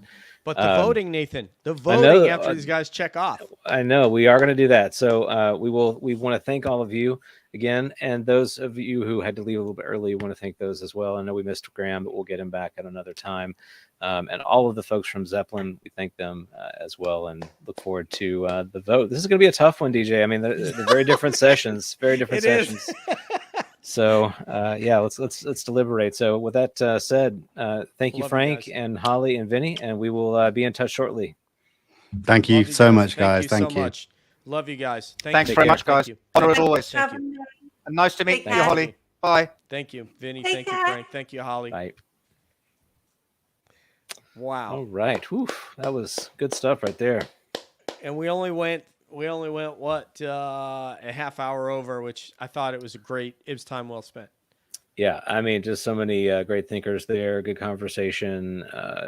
It's a real treat. That we're grateful to have so many wonderful people to have that chat with, and the fact that they're in the UK is just incredible. This topic spans so many different countries and backgrounds, and it's great we can have a platform, we can have that discussion. Illustrated by Vinny having that back and forth with Dave Smethurst about the hat on backwards. These guys would never know each other except for this topic. Right. Exactly. That's a great point. Yeah. All right. Well, how do we get started here? So maybe we'll just start with Deb. Deb, what are your thoughts? Your first takeaway here the two groups.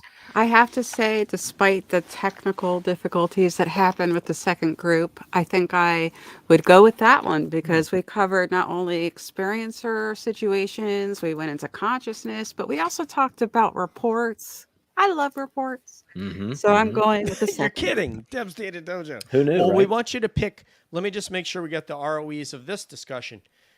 What we want you to do is pick one person out of those two groups that you thought had the best topic, because that's who's going to win. That group is going to win.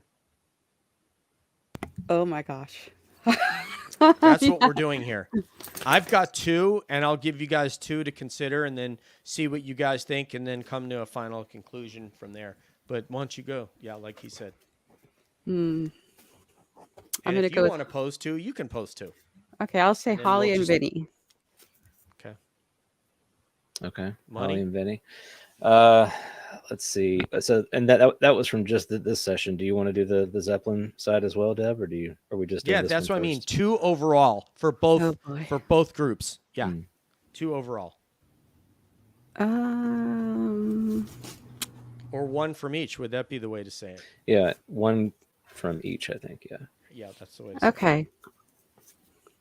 I'm going to go with Ash coming in and talking about overturning reality. My God, that was good. So Ash and Holly, you have Yeah, that's fine. I'll go with that. Yes. money.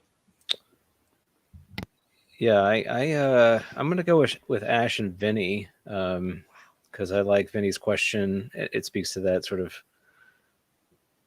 what kinds of things need to take place for it to really get rooted in the wider conversation throughout the world.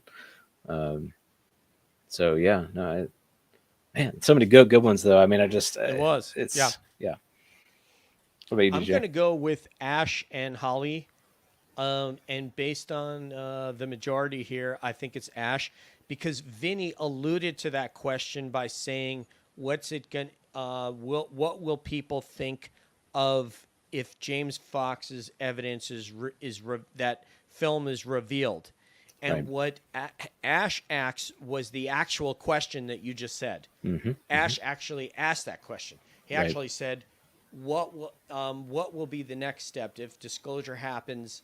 What's the next? So I have to go with Ash, and therefore I go Zeppelin. I think all of us have picked Ash out of the whole group. I was going to say we all went Ash. I think we all wanted to overturn reality, guys. It seems that way. Yeah.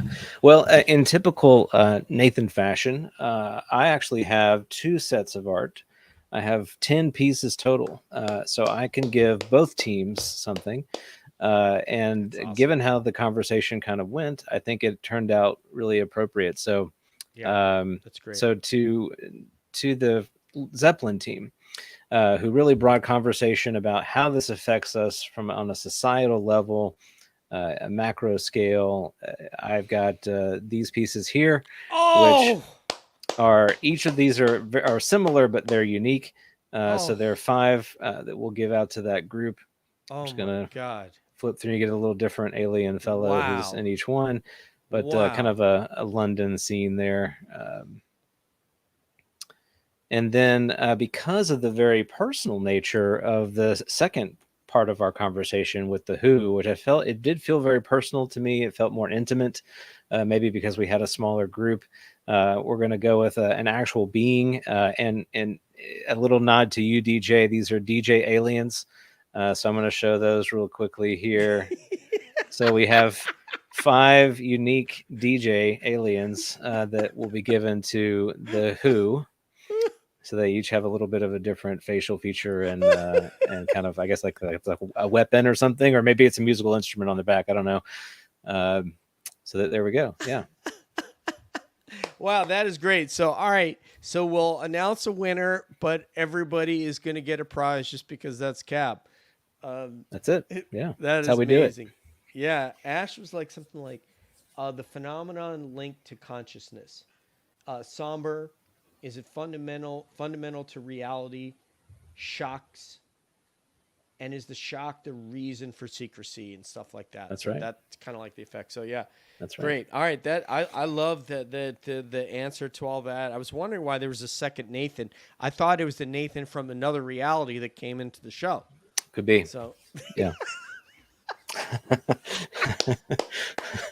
No way to know. All right. Yeah.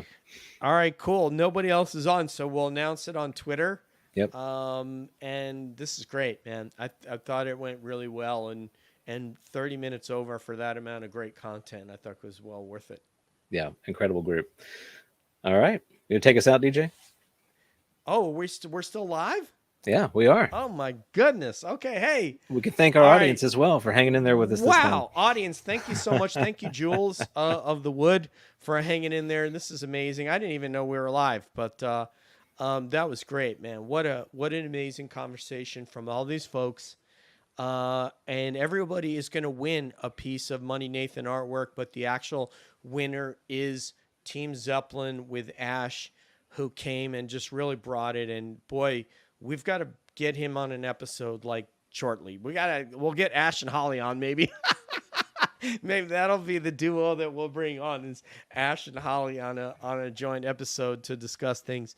Ash has got I don't want to spill all his beans there, but he has an incredible background with the British government, and boy, are we lucky to have him.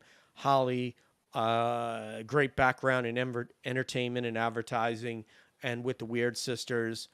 She was used to be on radio in the UK, and now she's going to be back doing big things with this show, with the three ladies on there with her.